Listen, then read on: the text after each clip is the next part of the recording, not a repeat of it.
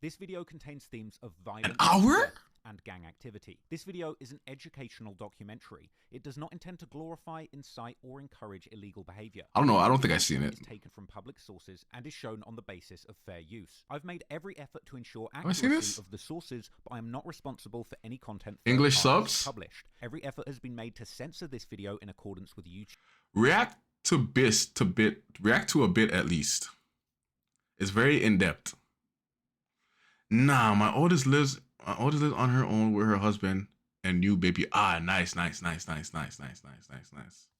community guidelines, but if you want to see an uncut version of this video, you can do so on patreon.com/traplawross. Which is the newest one I sent. Hold up, bro. Okay, you guys got my head spinning right now, bro.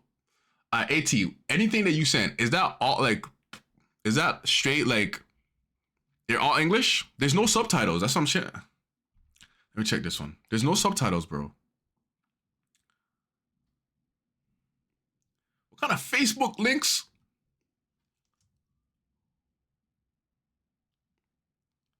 The latest one. The newest. The subtitles?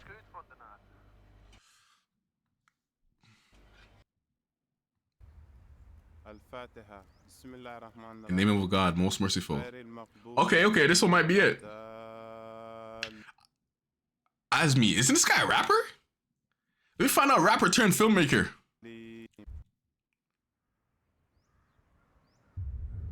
So you guys want to watch this? You guys want to watch this? What do you guys want to watch? The Trap Lore one, or you guys want to watch this? He does short films too. That's pretty cool, yo. That's pretty cool. You literally reacted to him. I did. I do remember that, yes. Don't care, but rather Trap Lore. We got one for Trap Lore. Anybody else? What we got? Do you guys want to watch? You guys want to watch this, the short film, or you guys want to watch the Trap Lore? Low-key, I'm kind of leaning towards the Trap Lore. I'm not sure what this might be about, but I feel like the Trap Lore might be a bit more interesting. But we could save this, like, you know what I mean? We could watch it later. Let's watch the Trap Lore. Let's watch the Trap Lore. Because this is just a film and not a real Trap Lore based off real stuff. Yeah, exactly. All right, let's watch the Trap Lore and then But if you're not interested in that, just hit the subscribe button. We'll watch the Trap Lore and then we'll watch that stuff later and stuff.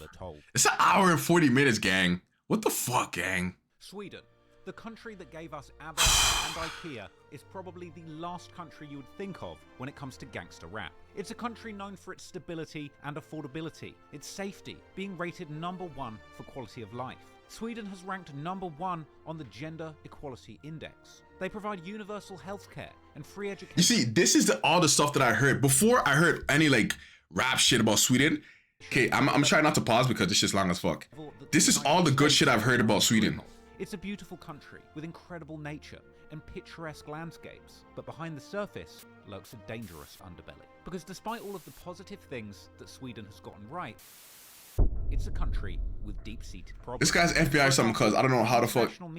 He got so much info. Yeah, he gets a lot of info. Occurring in one particular spot. Okay, so this how it is. This is Sweden, and then we got Norway right beside. The city of Malmö has paid attention to violence occurring in one particular spot of the country. The city of Malmö, in the southern tip of Sweden, which has since the early 2010s made headlines for having an unusually high number of shootings. However, tensions have risen to new highs in the mid-2010s following refugee the crisis. so-called European refugee crisis, during which the liberal and desirable state of Sweden received the most asylum applications per capita in Europe. Over time, news and other media, particularly right-leaning ones, have begun publishing alarming reports of so-called no-go zones where even the police couldn't go due to out-of-control gang activity. Our next guest has just returned from a trip to Europe. He went over there because he wanted to see the migrant crisis firsthand for himself. He went to no-go zones in Sweden. I didn't think there were such places, but there are. I think some motherfuckers were rapping about that. The massive horseshoe, it's a no-go zone. I'm remembering shit, chat. There, Dizzy said that shit. By 5 thugs. I went there, met with the police officers. Horseshoe, it's a no-go zone. Suspect, and they cross that threshold, and there's about 30 or 40 of them in Sweden. They will not pursue. I've just returned from Sweden, where something happened that I never would have imagined in such a wonderful country. My crew and I were attacked. We had things thrown at us. We were punched and kicked. and my cameraman was run over. Unfortunately, Sweden has become a victim of its own humanity. For all its generosity, Sweden is now grappling with communities of disaffected migrants who can't find jobs and have few prospects. There are now 55 declared no-go zones in Sweden, where police have to escort ambulances to ensure their safety. Within minutes of us arriving, a group of young men make it clear we're not wanted and deliberately run down our cameraman. Whoops! Nej men vad fan! Hey, hey, hey, hey. Gå on! And even they fear their presence will be provocative. I think it's better if you go in without us, because I think it would be... Very aggressive. Yeah. Yo, this sounds like they're blaming the immigrants and shit. You watch Are they blaming the niggas? Okay. Soon, it seemed that this violence and lawlessness had spread to the entire country, as reports circulated of teenagers roaming the streets of Sweden with rifles, and shootouts had become commonplace. The right-wing politicians in Sweden and elsewhere were quick to take advantage of these news stories to push their hard-on immigration and crime policies. And even globally, right-wing politicians seek to capitalize on the issue. Are they blaming the with niggas? Donald Trump himself even being particularly outspoken about the problems arising in Sweden. You look at what's happening last night in Sweden. Sweden. Who would believe this? Chat, is it too low? Let me turn it up. They took in large numbers. They're having problems like they never thought possible. I love Sweden. Great country, great people. I love Sweden. But they understand I'm right. The people Little low, I over turned it there up, I turned it up. understand I'm right. I Take turned a it look up. at what's happening in Sweden. To be fair, the more liberal Good, now and I'll bet. left-leaning media were equally quick to focus on dismantling Trump these spoke on this claims shit, and bro. suggesting that the problems had at least been greatly exaggerated, with senior figures in the Swedish police coming out to publicly denounce the existence of so-called no-go zones in the country. To me, I've been working in the most vulnerable areas in Stockholm. I've been working there for 18 years. We don't have a no-go zone in Stockholm. In my opinion, we don't have a no-go zone in Sweden. But this isn't a video about the migrant crisis. It's a video about gangsters. And not dissimilar to the migration in the United States that saw Italian Americans establishing the mafia there, in the years that followed the influx of people from all over the world, a new, modern gang culture would emerge in Sweden, YASIN. arguably with a heavy influence from gangster Chief rap Keef. and drill music coming out of Chicago and London. Bro. Because as the war Oh, goes on, shit. reports about increasing violence, and particularly increasing Bro, it's the music that really does shit for people because, I remember when I was in high school and we were listening to Chief Keef and them and that drill Chicago shit, bro, we turned our gangster up a notch, I ain't gonna lie, gang. gang-related violence would unfortunately not go away, but become much more common in Sweden. From shooting high-caliber weapons into rivals' apartments, shootouts in the middle of the street, ghost-riding luxury cars for cover, drive-bys Chief out of Keef changed the whole BMWs game. with AK-47s, brazen assassinations in packed restaurants, to turf wars between rival gangs that go far beyond shootouts, with And gangsters literally blowing up their ops buildings. It happened in the residential area in Spirre, north of the city of Uppsala. Investigators say the 25-year-old victim was a neighbour of the targeted premises and had no criminal links. Several other people were injured in two other blasts across the country, one in the south and one in a suburb of Stockholm.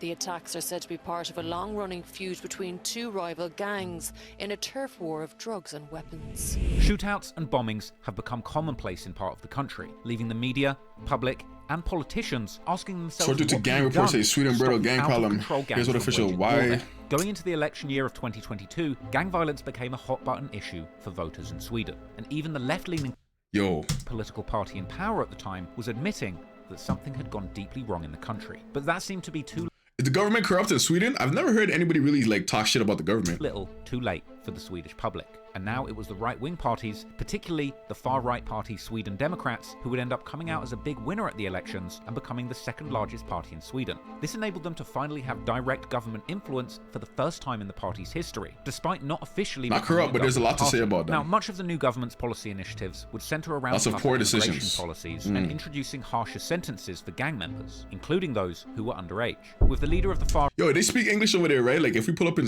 Sweden, would they have a problem, honestly? right party even suggesting that kids as young as 13 should be able to get a life sentence there. But by this time, the problem was deeply entrenched in Swedish culture, and the gangs in Sweden had already formed, being made up of youths who had moved to Sweden years, even decades ago, and in many cases, who had even been born in Sweden, representing the second or third generation of immigrants. And of course, as we all know, ATI, bro, gangs take it were easy. struggling. It's now we only a speak matter of at least time 90% of people. before some of those gangsters become gangster rappers and begin using their music to tell the tale of their struggle in the streets. And in recent years, in connection to the rise of gang culture there, Tell your sister about the stream. Tell your mama about the stream. Is the popularity of gangster rap. Let's run the numbers over up. these years of intense gang violence Tell your bro in the about the streets, stream. emerging from those streets have been numerous gangster rappers who have become Tell him it's documentary night. in the Swedish music scene, all off the back of their alleged ties to serious criminal gangs. But after the genre's biggest star, rapper EINAR, who had allegedly seemingly associated with several different gangs from the country, was first kidnapped by one of these gangs in 2020 and later shot to death in 2021 by unknown assailants in an execution-style attack that was also deemed gang-related. There has been much debate over what role do the rappers play in participating in and fueling the escalating gang culture in Sweden. And one of the more recent examples, in October 2023, they say execution? was experiencing So what, they ran down on him? Like, a particularly shocking wave of violence. Apparently, it sounded like they stood over him, bro. Driven by one of the more prominent modern gangs, the Foxtrot Network, which the police suspect No, Foxtrot. The media label is Foxtrot, yo, 50. Because for the moment, they would fall into an all-out war against their enemies for the control of the country's drug trade, as well as going through a bloody internal conflict that has seemingly split the gang into two sides. They shot him from 1 meter, one in the head and one in the chest. Damn. Following a string of deadly shootings and bombings where numerous people had been killed, including a 13-year-old kid and the mother of a gang member. A rapper named 50 affiliated with the gang 50 would even go on Instagram Live together with one of the gang's alleged leaders, Benzema, who was allegedly hiding from the Swedish police in Iraq and had even rumored to have been dead, killed by hired assassins. However, this would turn out to be just a trick by Benzema to fool his ops, who he would taunt relentlessly in the video, while toting a gold-plated AK-47 and surrounded by similarly armed goons looking like a real-life character from GTA. Unfortunately for 50 and Benzema, their gangster lifestyle wouldn't last for long, because soon after, 50 and several other Foxtrot affiliates were arrested in Tunisia on gang-related charges. While for Benzema, 50 still locked up? Even worse, because in January 2024, he would end up being assassinated in the middle of a busy street in Iraq, shot in his car, yeah, that was just crazy, like he faked his death only a few months earlier. With Swedish gangster put that in the rappers' video. connections to the criminal underworld being Yeah, he's still locked up. it's no surprise then that much like in some other European countries such as the UK, there have even been demands to censor gangster rap artists in the Swedish media. Meanwhile, other gangster rappers have announced that they are ending their music careers, concerned about the influence they're having on the youths and tired of the mental load Drilo, this is Drilo. participating in this modern-day reality show that gangbanging has become online. So today, we're going to dig deep and look into the shocking untold story of the rise of gangs and learn once and for all exactly how gangster rap turned Sweden upside down. 1,000 miles from south to north, Sweden is rich in scenic variety. From the wide plains of the south, Sweden's amazing. It's incredible. The people are beautiful. They've got no trash. Their fish even tastes like candy. Like, nothing bad ever happens there. It's a really good video. You're gonna enjoy it. Stockholm suburb. It's good so far. So far, so good. Is the bustling traffic of the modern city. You look at what's happening last night in Sweden. Sweden. Who would believe this? Sweden. They took in large numbers. They're having problems like they never thought possible. There's always a friendly policeman to direct visitors to the points of interest. Sweden.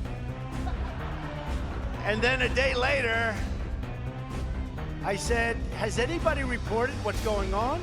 We have lots of shootings and we have a lot of murders. And it turned out that they didn't, not too many of them did. Take a look. Take a look at what happened in Sweden. Sweden is really making a name for itself, huh? 30 or 40 no-go zones in Swedish towns and cities. Correct. 30 to 40 of them. That's right. The country is experiencing some zones. serious security issues. One of the brightest features of Sweden's Not in a good way, program is child welfare. Today, this old kingdom is a modern country. Yes, but in many ways it remains picturesque Sweden. Sweden's out-of-control gang wars.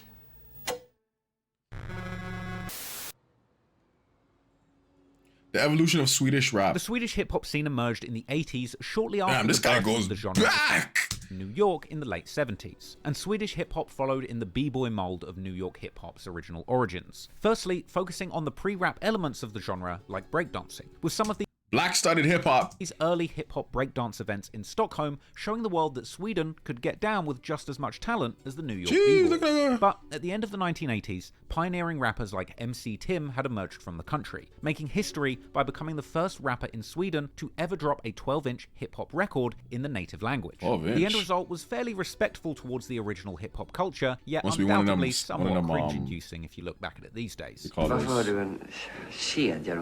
have a chain around your neck? Partially because I want to, partially because it's a symbol of hip-hop. How long are you going to keep rapping? If you do this until I The stop. early rap scene in Sweden and other northern European countries was often defined by the native... It's a nice view, chat. It's a nice... Looks like a nice spot right there. Asian Swedes trying to imitate Is Sweden expensive? American Is Sweden expensive? Generally in a respectful manner. To live? Now, in the 1980s, there were already many different ethnic minorities in Sweden, as the country was one of the first in Europe to adopt multiculturalism as a mainstream political ideology. In the years leading up to the hip-hop boom, implementing one of the most generous immigration policies in the continent. First, it was mostly work-based immigration, but in the 70s and 80s, this transformed as the country began receiving many refugees from all over the world. And in decades since, Sweden has actually taken one of the largest numbers of refugees per capita in Europe and the rest of the so-called Western world. And as demographics shifted, a diverse range of people from those minority groups would soon enter the budding Swedish rap scene and begin expressing themselves. It didn't take long for Swedes with multicultural backgrounds to begin representing the country musically all over the world, with Swedish artists such as Nina Cherry, who actually rapped in English, being one of the first to receive considerable popularity in the late 1980s, with songs that were surprisingly similar to the American pop rap scene. Perhaps in this case, with Cherry's diverse musical ability being the result of her stepfather being the established American jazz trumpeter Don Cherry and her biological father, Sierra Leonean actor and musician Amadou Jah. She would have early success with her first album, Raw Like Sushi, which actually peaked at number 3 on the UK albums charts, and she would go on to win 2 Grammy Awards, an MTV Award, and a Grammy nomination. Swedish Grammy Award of course, winner. in the 90s, Swedish pop acts would gain popularity globally, and a wave of Europop groups emerging from Sweden would find huge success all over the world. People like Ace of Base and E-Type would represent Sweden's musical abilities globally. However, beyond the internationalized Swedish artists making music in English for the wider British and American audiences, in the midst of this pop music boom, there was one artist who would take Swedish rap all the way to the top of the Swedish charts. Markoolio was a rapper of Finnish background who migrated to Sweden as a child. I was thinking, I was like, who? 50? EINAR?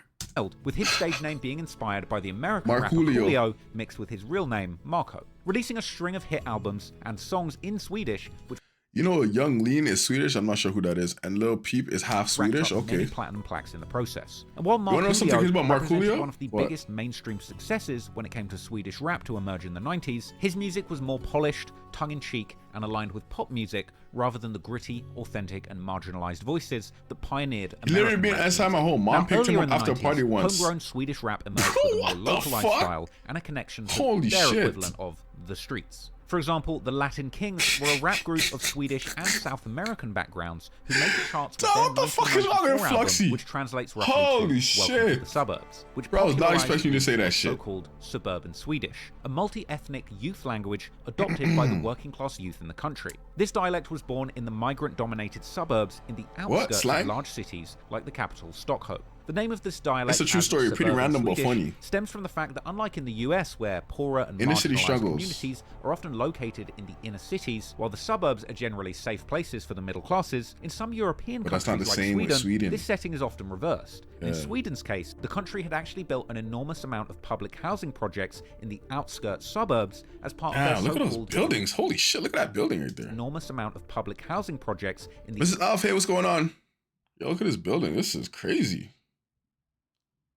Design of it, like outskirts suburbs as part of their so-called Million program in the 60s and 70s. This was literally a political mission to provide a Ms. Alf, congratulations on the new grandbaby.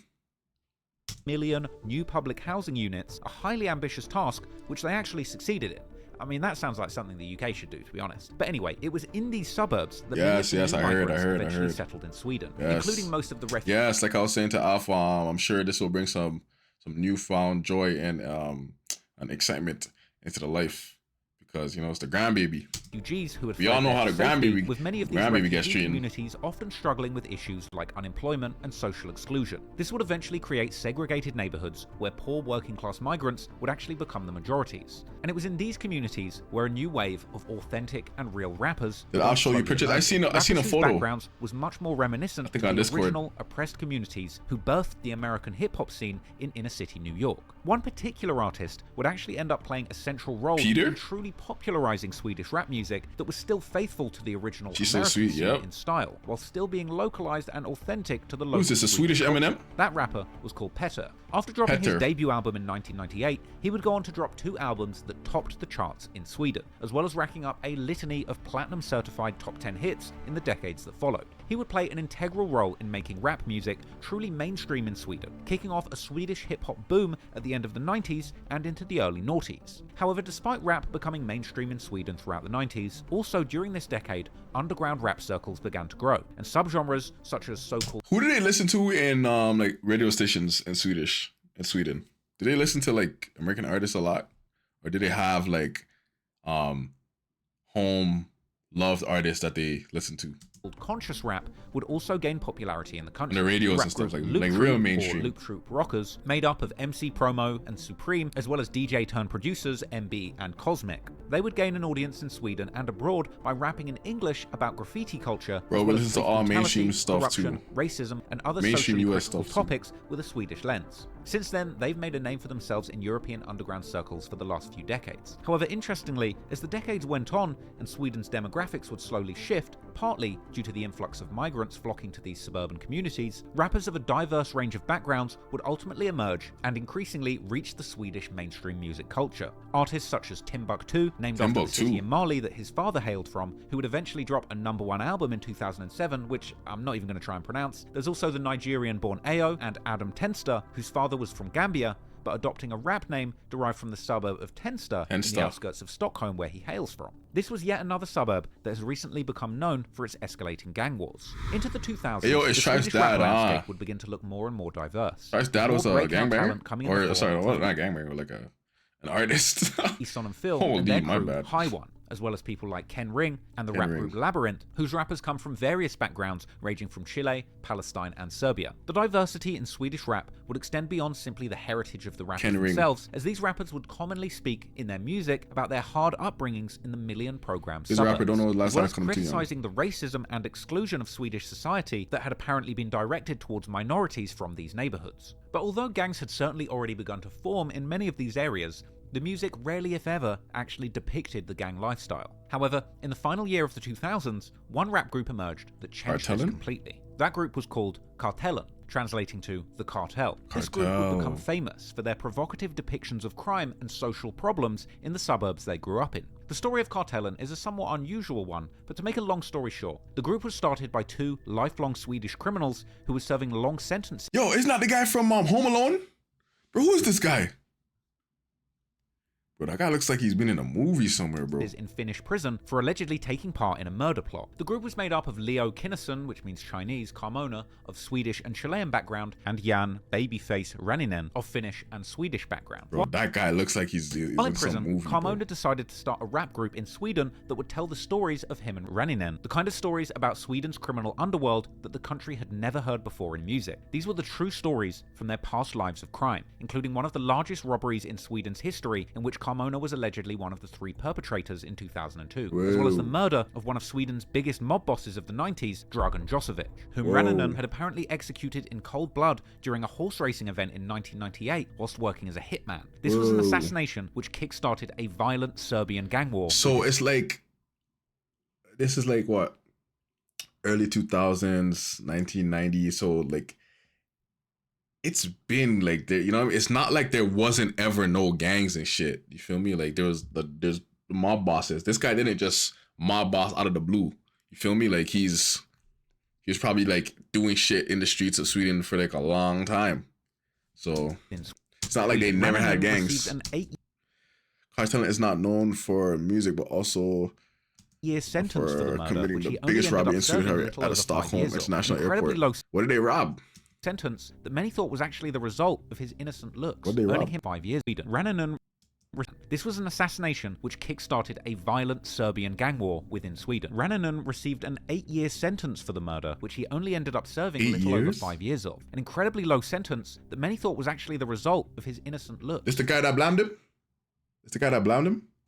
Earning him the nickname Babyface. Cash from another crazy coming from an airplane. Carmona recruited 2 They got rappers like from 30 their mil. old stomping grounds in the suburbs of Stockholm, Seb Stax and Kaka, both of whom had lengthy criminal pasts. That's my name is This Kaka. group was a winning combination. Yo. Kartellen would go on to become extremely popular in the Swedish media and charts in the following years. However, at the time, they were clear exceptions in the Swedish rap scene, where many also thought that gangster rap just didn't fit in with Sweden's open and tolerant culture. This is actually reflected in a popular music video by The Carousel, a parody of The Cartel that came out in 2012, which makes fun of Swedish gangster rap in this context. This skit would actually mock Swedish gangsters.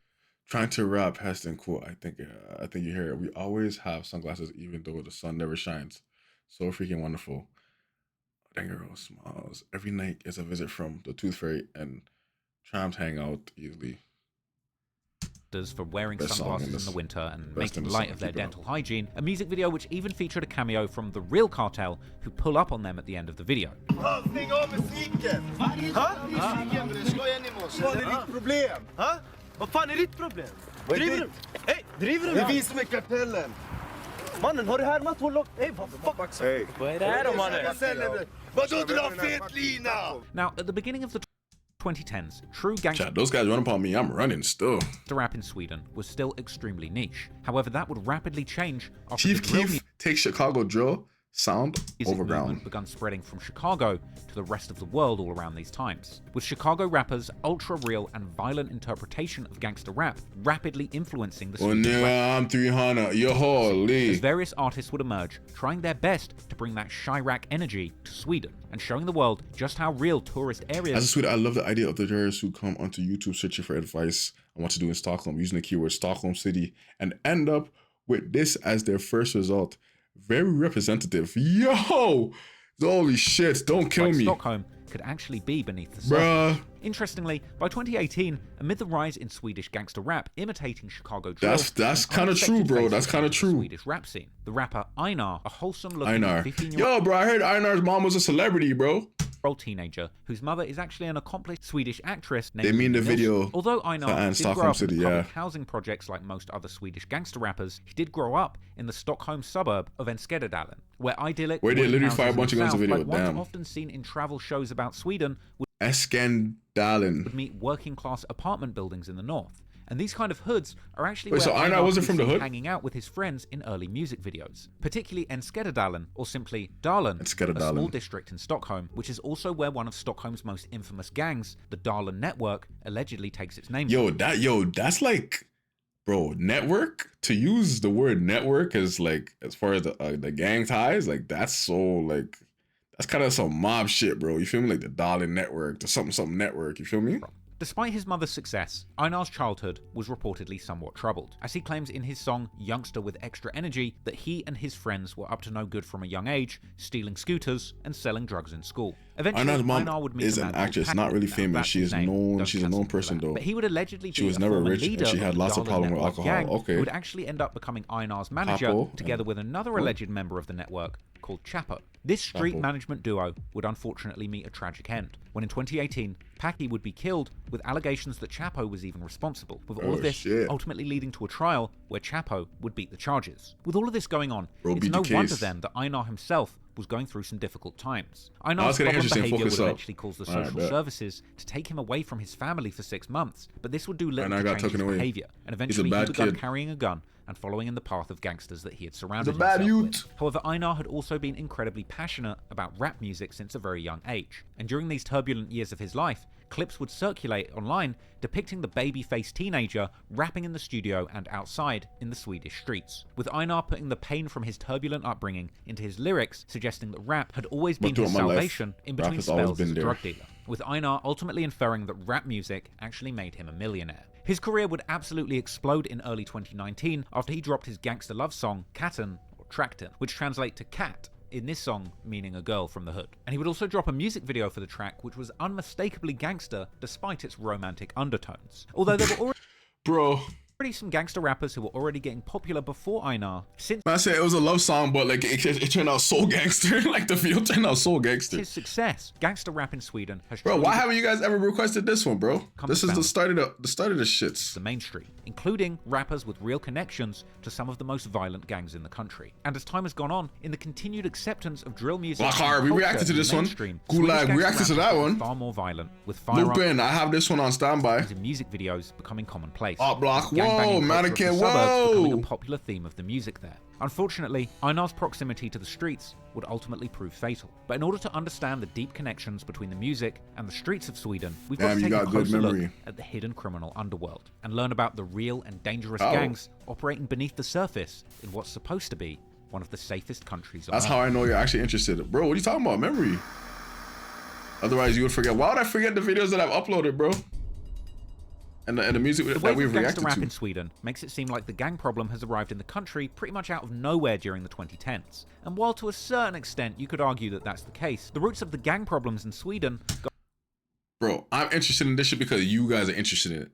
The fact that you guys are interested in it makes me more interested in it because you guys are the ones that are coming around and requesting this shit, you feel me? Arguably much further into the past. Some concerns towards the social problems brewing in the Swedish. You don't do it just for the views. You actually seem interested now. I mean, yeah, this is an interesting documentary, and it's interesting music too. At the end of the day, some, you know what I mean, somewhere, whatever. But back as the 90s, for example, there's a 90s. I feel like that's the thing with language. Just because like it's a different language, like there's like an ignorance barrier. I feel like I'm actually passionate about language. I like to learn other language. I like different cultures because I think that it breaks the barrier. You know what I mean? Of ignorance towards other culture. You feel me? Because at the end of the day, like we're all the same, bro. 1998 article in the New York Times highlighting the ghettoization of a Stockholm suburb called Rinkeby, a place where the brutal gang war that we later discuss in this video actually begun. This was an article which ended with a bizarre romanticization of the hood, where a child would I feel like, which is a good thing, bro. You gotta be, bro. Gotta be, bro. I struggle every day just like anybody else, even with consciousness and you know what I mean, but I try to be, bro. I try to be. Wouldn't let them party in Rinkeby, and just how interesting they feel life is in these areas. Interestingly, some years later, in 2005, Rinkeby. Who's from Rinkeby? I've heard someone say Rinkeby before. French newspapers were presenting Rinkeby as a model example for countries like France to follow. However, perhaps nobody could have predicted YASIN? just how much things would later escalate, particularly SHACKI? during the 2010s. Okay. The Swedish police in 2019 would estimate that there were around 30,000 gang members and affiliates in the country. Now, for context, in the UK, the country which is most often discussed when talking what's that building to the left? About a gang problem in Europe, and a few there more? were approximately 33,500 so-called professional gang members in 2018. Now, this was considered to be a pretty large number, and according to The Guardian, this meant that there were more gangsters in Britain than in all three big Italian-American mafia families. But if you take a step back and account for the fact that the UK's population is about 6 times the size of Sweden's, the numbers there become much more alarming. Statistics show that lethal violence in Sweden has also been steadily increasing since the early 2010s, but the somewhat moderate increase shown in this statistic tells only part of the problem. What makes the situation more alarming is that while other types of homicides have actually decreased, which has been a common progression in Europe, gun homicides in particular have grown so much that the overall trend of violence in Sweden has been increasing, with gun-related deaths actually tripling between 2012 and 2020. Bro, it doesn't take a tough guy to shoot. You feel me, chat? It does not take a bad man. It doesn't. Anybody could squeeze the trigger. You feel me? Niggas could squeeze the trigger off a fair. You know what I mean? Some of Europe's gun violence rankings to the very Niggas squeeze the trigger off an accident, bro. Only Albania, a country with decades-long issues with guns. Niggas squeeze the trigger and shoot themselves in the head. Deadly feuds that put the country ahead of niggas squeeze the trigger and shoot themselves in the foot. America in per capita gun deaths, leaving Albania as the only European country more deadly for it's all about the sense of time in Sweden? But Albanian gangs, that's a whole other video. Again, Albanian, I heard those guys are ruthless. To put Sweden's staggering number of guns in context, the Swedish police estimate that there are 3,000 illegal firearms in the country's capital of Stockholm alone, which is around 3 times the number of guns thought to be in London, which is the sentences are so light that they call Sweden a gangster paradise. Damn. City around 10 times the population of Stockholm. And the per capita gun murder rate of the Swedish capital is about 30 times that of London. The great majority of the shootings in Sweden are connected to organised crime, with the new street gangs being largely to blame for this alarming increase. Particularly, statistics show how the rise in gun crime correlates with an increase in drug-related crimes that most of the gangs apparently participate in. Drugs, Moreover, guns, the use of pigs, hood life, sell a lot of crack because they live a good life. has also increased. I'm a real hood nigga, show you I'm a hood life, nigga hood got everything for a good price. Yo, that was one of the songs that we came up with as a youngin'. We were bumping and shit. It's local hood nigga track. Guns, drugs, pigs, hood life, sell a lot of yo, holy shit. Which has further resulted in numerous deaths and horrific news stories that make Sweden seem like it's in a state. Let me lock in, my fault. I woke up at 4:40. Bro, growing up, yo, it's so crazy, chat. Growing up, bro, we idolized thugs and gangsters. And it's crazy, bro. You feel me? And I never seen it at that time, but like, it's sad, bro. You know what I mean? Growing up, we idolized thugs and gangsters, bro. Any motherfucker could vouch for that if they know how we came up. And every motherfucker that's around me, we idolize thugs and gangsters, man. I don't know why, but blast, and it was one of those, you know, rattling blasts, like. There's nothing from different other countries. The problem starts when you look at how much crimes we got for as little people we got. I mean, the bomb thing might be a different story. Yo, the bomb thing, yo, that's crazy, man. Like it's touching like terrorists status at that point.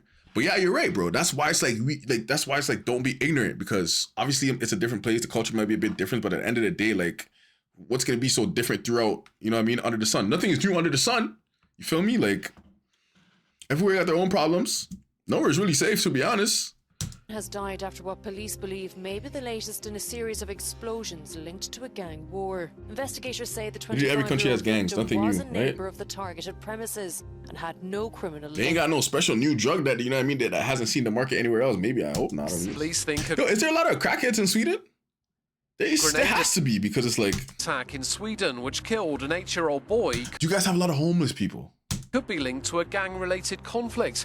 Yusuf Wasami from Birmingham in the UK died when a hand But it's per capita, that's a problem. grenade You know was what I mean? I know thrown exactly through what the you mean. window of an apartment in Gothenburg. Police in Sweden say he died be linked. The 25, the latest in.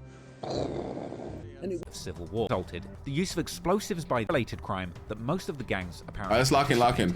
Moreover, the use of explosives by these gangs has also increased significantly, which has further resulted in numerous deaths and horrific news stories that make Sweden seem like it's in a state of civil war.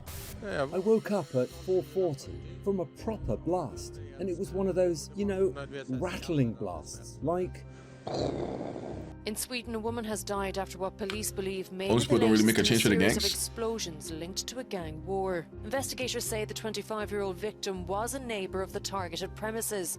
It's the Swedish people, the ethnic Sweden's mostly the cocaine. Yo, white people love some cocaine, bro. I don't know what it is with white people and cocaine. White people love them some cocaine, bro. And had no criminal links. Police think a grenade attack in Sweden which White people love them some cocaine.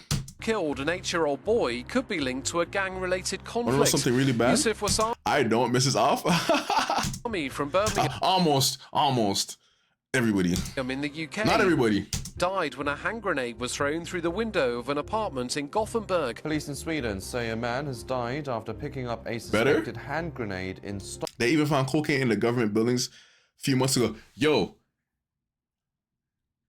bro, a lot of people, you feel me? If they're not hip to the shit, they might, if you ask them what a drug user looks like, they'll probably give you a description of like a bum. You feel me? Bro, cocaine is used at a very high level. Doctors, lawyers, government officials, bro, it's not just some type of petty street drug. You feel me? Like, bro, cocaine, motherfuckers use cocaines at the highest level, bro.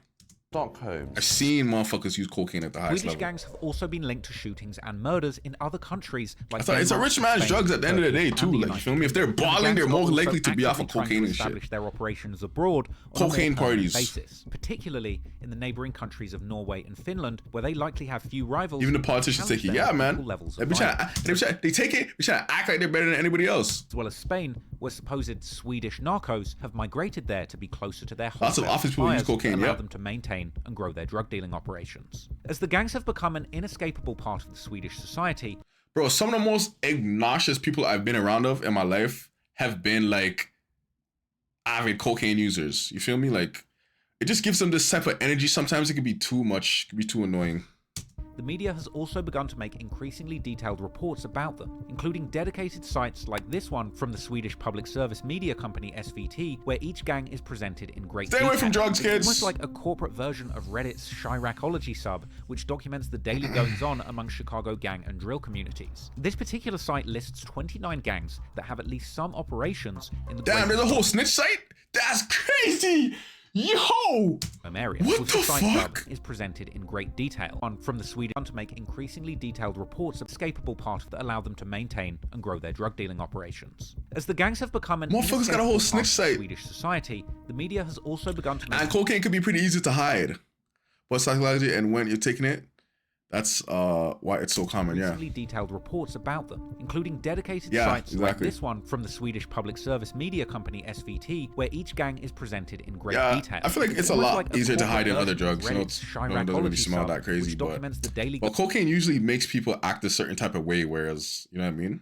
If you're familiar with the drug, not to say if you've done it or anything, you could probably tell if someone's high off of cocaine because they usually act more hyper and shit. Drill communities. They act more enlightening shit. The site lists 29 gangs that have at least some operations in the greater Stockholm and I've area. seen people actually who've been with cocaine withdrawal. They're like, you feel me? They look like shit. With some of the most well-known ones that we'll be discussing in this video being the Death Patrol, a gang that hails from the suburb of Rinkeby in northwest Sweden. But I've seen a motherfucker beat cocaine though. I've seen a motherfucker beat cocaine.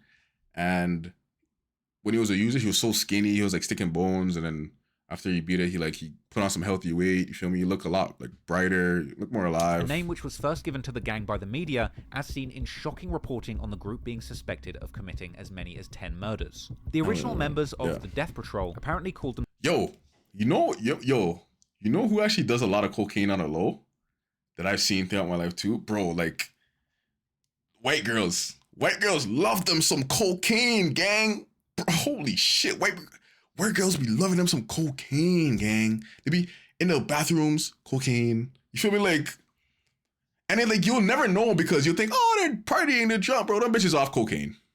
Meth is so bad too. I've seen people on meth and withdrawals from it. Yeah, meth is another terrible one. Themselves 3MST, with the name being derived from the names. But white girls be on that cocaine still. 3 being 3M, referring to 3. And motherfuckers like might not suspect it because there's like white girls and they're you know what I mean? I don't touch no drugs anymore. Only smoke weed. Yeah. Honestly, I'm on a path of sobriety too. I've never done anything crazy. To be honest, I've only smoked weed. I smoked weed like when I was younger. I started a lot when I was younger, and I tried lean once. That was about it. I tried lean once. Can't lie, that was pretty cool, but that was one thing that we didn't want to get hooked on, or I didn't want to get hooked on at least. And so alcohol, that's it. The lean, we were at the cabin one time and homie broke out the lean.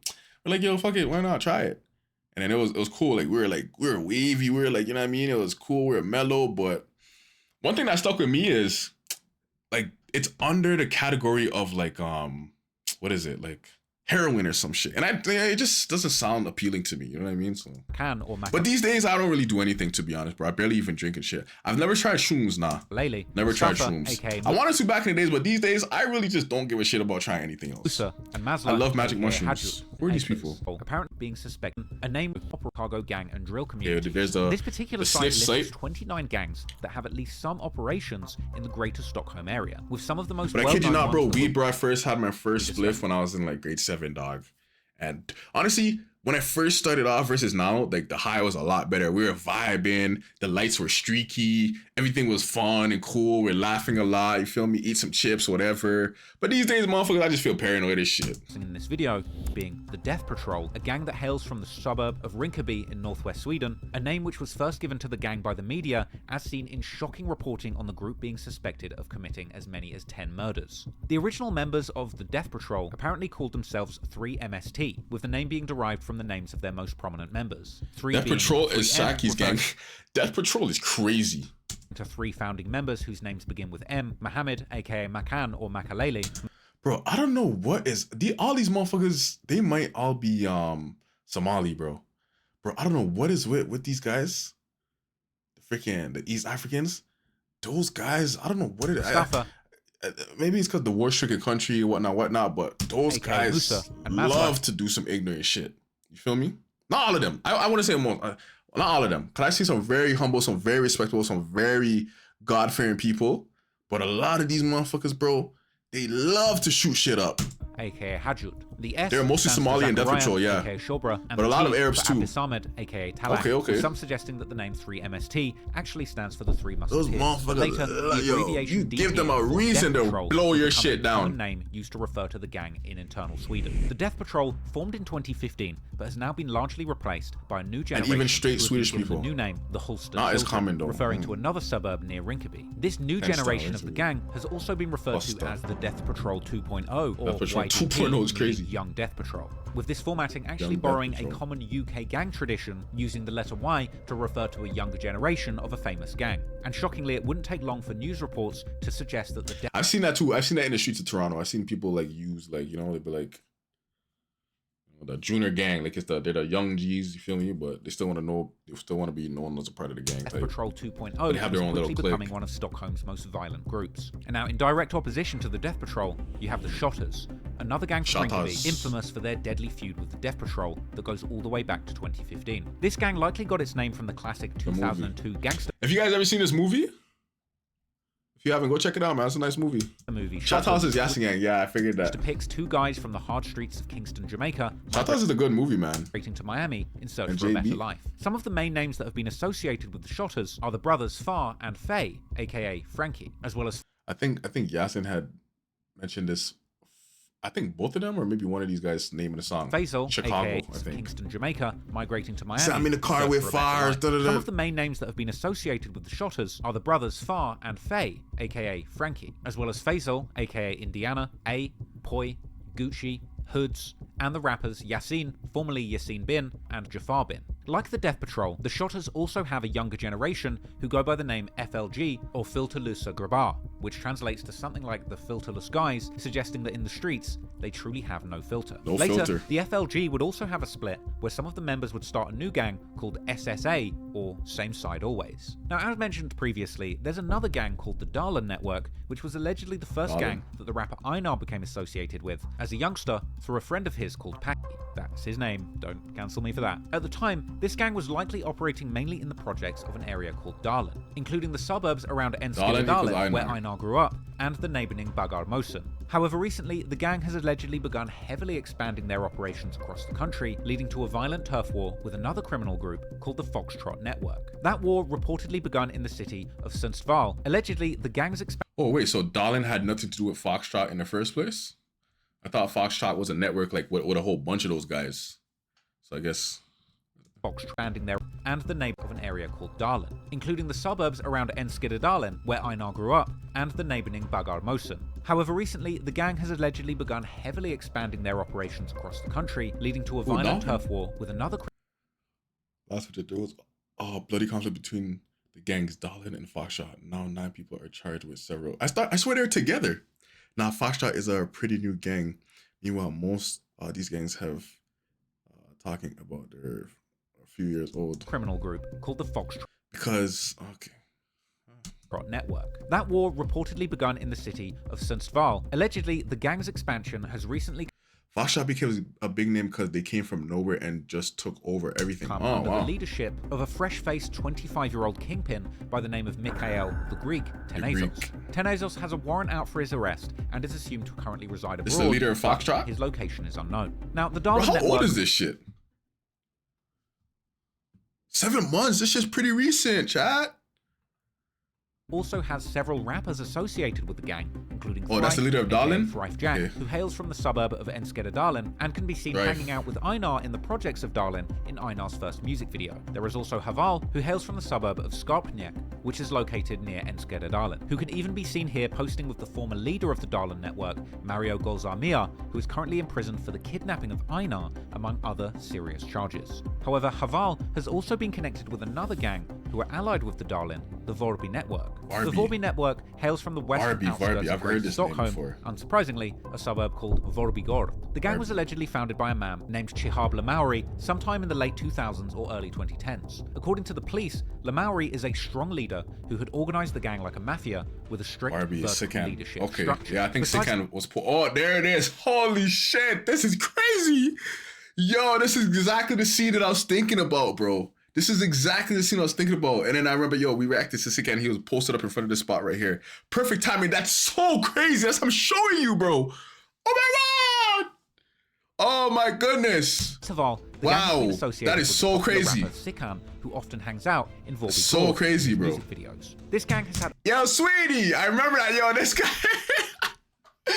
Yo, holy shit, bro. Over a decade-long conflict with another gang in the same area called the May Network. He's the one that said, yo, Sweetie! In the 2010s, when there was another gang in the area called VYG, or Vorby Young Gangsters. Although it's not clear if this was an actual criminal organization, or just a fragmented group of out-of-control youngsters, what is known is that one of their members, named Mekil Yokana, was indeed serious about making a name for himself in the criminal underworld.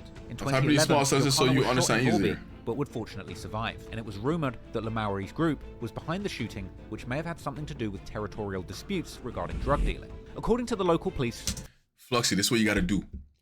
You gotta get all the scammers, the trappers, all the motherfuckers you know. Let's run this shit up. Get them to like launder their money through my shit. Nah, I'm joking. From this point forward, joking. The network led by Lamauri and the May network, founded by Yokana, were in serious conflict, which would only escalate as time went on. After Yokana had been targeted in several assassination attempts, one of them injuring his wife and killing his friend, he would go on a retaliation mission that would become one of the biggest news stories in Sweden at the time. On the 2nd of August 2020, Yokana and his two accomplices would drive to a gas station with the aim of shooting members of the Vorby network, but instead, they would end up killing an innocent 12-year-old girl who was just out walking her dog. Yo, is this the story that the one guy was talking about? Who was it? I think it was G1 Akator. He was like, he's like, I don't think they know how a woman works. She should have babies in her stomach, not bullets. Is this the same story? Caused a public uproar, and eventually the men were found and arrested. And during the investigation, the police would also uncover that the murder weapon, AK-47, had actually been used in a music video by an affiliated rapper called Tenan, who himself had ties to the May network. The music video, which was for a song called Blue Cheese, has since been removed. I'm telling you, bro, bullets don't have eyes. Those guys went out there to go do a hit, and you think they went out there wanting to kill a 12-year-old girl? Nah, you feel me? Poor girl, exactly. So it's crazy, bro. Like, no one is safe. That's why this shit is just fucked up, man. That's why this shit's just fucked up. From the internet. And it's 12, yeah, man. That's 12, bro. 4-year sentence for the illegal weapon. 12 years old. Initially, it appeared that the Vorby network would largely escape the situation scot-free, but soon it turned out that they were in fact suspects in another case that would end up making even more headlines. Adriana. More about that RP Adriana, man. Together, the gangs discussed here have been part of some of the most brazen gang wars that have devastated Sweden's streets in the past few years, as well as blurring the lines between music and real-life organised crime in a way that has rarely been seen in Europe before. So now you know the key players and organisations that run the streets of Sweden, it's time to begin our deep dive into the violent streets of Sweden and the music that represents them. Going back almost 10 years to the Stockholm suburb of Rinkeby, where one dispute between childhood friends would ultimately lead to years of bloodshed that would eventually spread from the small suburb in the outskirts of Stockholm all the way beyond Sweden's borders. That was getting really interesting. In the process, launching the career of one of Sweden's most popular rappers. EINAR? This what started it all? Welcome to Rinkeby. Is part of Stockholm's municipal district called Järva. This land used to be a military training ground until it was turned into residential areas as part of the Million program in the late 60s and early 70s. Originally targeting the growing working and middle classes in big cities like Stockholm, where housing shortages were a serious issue, over time the middle classes would move out of these areas to other neighbourhoods with much larger single-family houses. This would leave only the poorest people in the Million program's projects, particularly the quickly growing migrant population. Nowadays, over 90% of Rinkeby's inhabitants have a migrant background, and over 50% of those are of African descent, particularly Somalian, a community which began arriving in Sweden as refugees after the start of the Somali Civil War in the late 80s and early 90s, leading to the suburbs of these areas sometimes being referred to as Little Mogadishu. Unfortunately, according to the Swedish police, many of Järva's suburbs, including Rinkeby and the neighbouring Tensta and Husby, are at the top of Sweden's so-called vulnerable areas list. These are the areas that sometimes international media have erroneously labelled as no-go zones, but officially, these are areas that have the highest levels of crime, poverty and general social exclusion from the broader society. Signs of serious social issues amongst Rinkaby's youth became public already in 2010 when large riots broke out in the suburb, and a few years later in 2013, similar riots started to spread to the neighbouring suburb of Husby, where at least 100 cars were burned, by this point with rioting spreading all over Stockholm. It's probably not surprising then that after drill culture began spreading from the troubled neighbourhoods of Chicago's South Side all around the world in the early 2010s. Lil Reese said, "I'ma kill you, Jojo." Later that day, the man died, bro. The Chicago beef lore was crazy, man. But Järva was one of the places where it took hold and inspired the local lost youth. In fact, one of the first rappers from the area to represent this style of music was an artist from the suburb of Husby called 24K, who would even use clips from the 2013 riots in his suburbs in his music videos to paint a picture of what was going on in the area. This song, with a title translating to "A Guy from the Program," would interestingly be an early showcase of some of the main enemies that we'll be discussing later in this story, showing that is often the case in these long-running drill conflicts. There was once a time when they were all friends, appearing together. 24K is one of the realest in the game. Here you can see two guys from the Death Patrol and two guys from the Shottaz. Masla from Death Patrol being the guy in the middle who raises a finger to his lips, along with Makalele from Death Patrol directly to the left of him wearing a black hoodie, while Hamza from the Shottaz is to the left of him, and Faye from the Shottaz only released the music when he wanted to wash money. Right. This is a link-up that would later become unthinkable as these groups would descend into an all-out gang war. Now, a few different youths from Rinkaby would also begin releasing music around this time, under a movement that was called BBE, or Bin Block Entertainment. Bin commonly being a nickname for Rinkaby, meaning the village. The most known rappers from this movement are Jafar Bin and Yasin Bin, the latter also making a cameo in 24K's earlier music video. These two would both later become affiliated with the Colombian cartel, but long before that gang war had emerged, they would begin dropping UK drill-inspired street freestyles and cyphers around 2014. Now, their influence came much more from the UK gangster road rap and drill rap scene, which had already begun forming in the years earlier. This is actually something that was mentioned in Jafar Bin's 2015 song Ghetto Style, where he says F Swedish hip-hop, what he's doing is more like the UK, going on to shout out legends of UK street rap like Rimsey, Nines, and Jay Spades. However, in the mid-2010s, the youngsters from Rinkaby were not just rapping about the street life. While they weren't yet hardened gang leaders, they were commonly getting involved in various criminal activities, such as robberies and drug dealing. In 2015, one particular robbery would end up causing friction between a friend group that would lead to a years-long war and would end up claiming numerous young lives. A falling out that would lead to the formation of an infamous gang that would end up sowing fear all over Northern Europe and even beyond. The Foxtrot heist. On the 22nd of July 2015. The Forex heist. On the 22nd of July 2015, in the suburb of Täby, about 20 minutes drive from Rinkaby, a group of at least 4 individuals... Is there a lot of traffic in Sweden?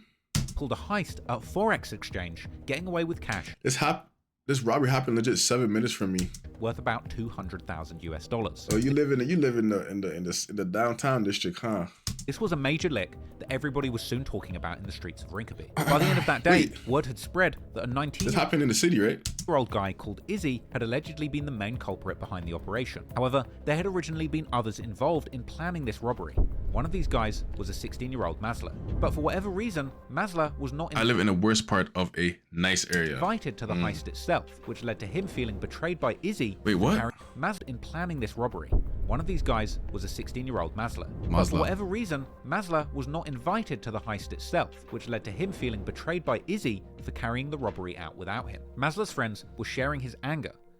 So they plotted the robbery together, but one guy ran off with the information and did the robbery. Makalele, Musa, Shobra, and Talang. After the robbery that they were cut out of, they went to confront Izzy. They would end up meeting him near a subway station in Rinkaby, where things would soon escalate, eventually leading to the group taking Izzy to a nearby wooded area where one of them would end up shooting Izzy in the back. One guy felt betrayed To escape through the woods. Damn, and they shot him. Stumble through the small forest, ending up in the. And that's how it all started. Okay, wait. Let me pull it back. Hold up. Which is through the woods. So Izzy's who? Izzy's the guy that got left out. Feeling betrayed by Izzy for carrying the robbery out. No, Izzy was the one. Masla's friends were sharing his anger.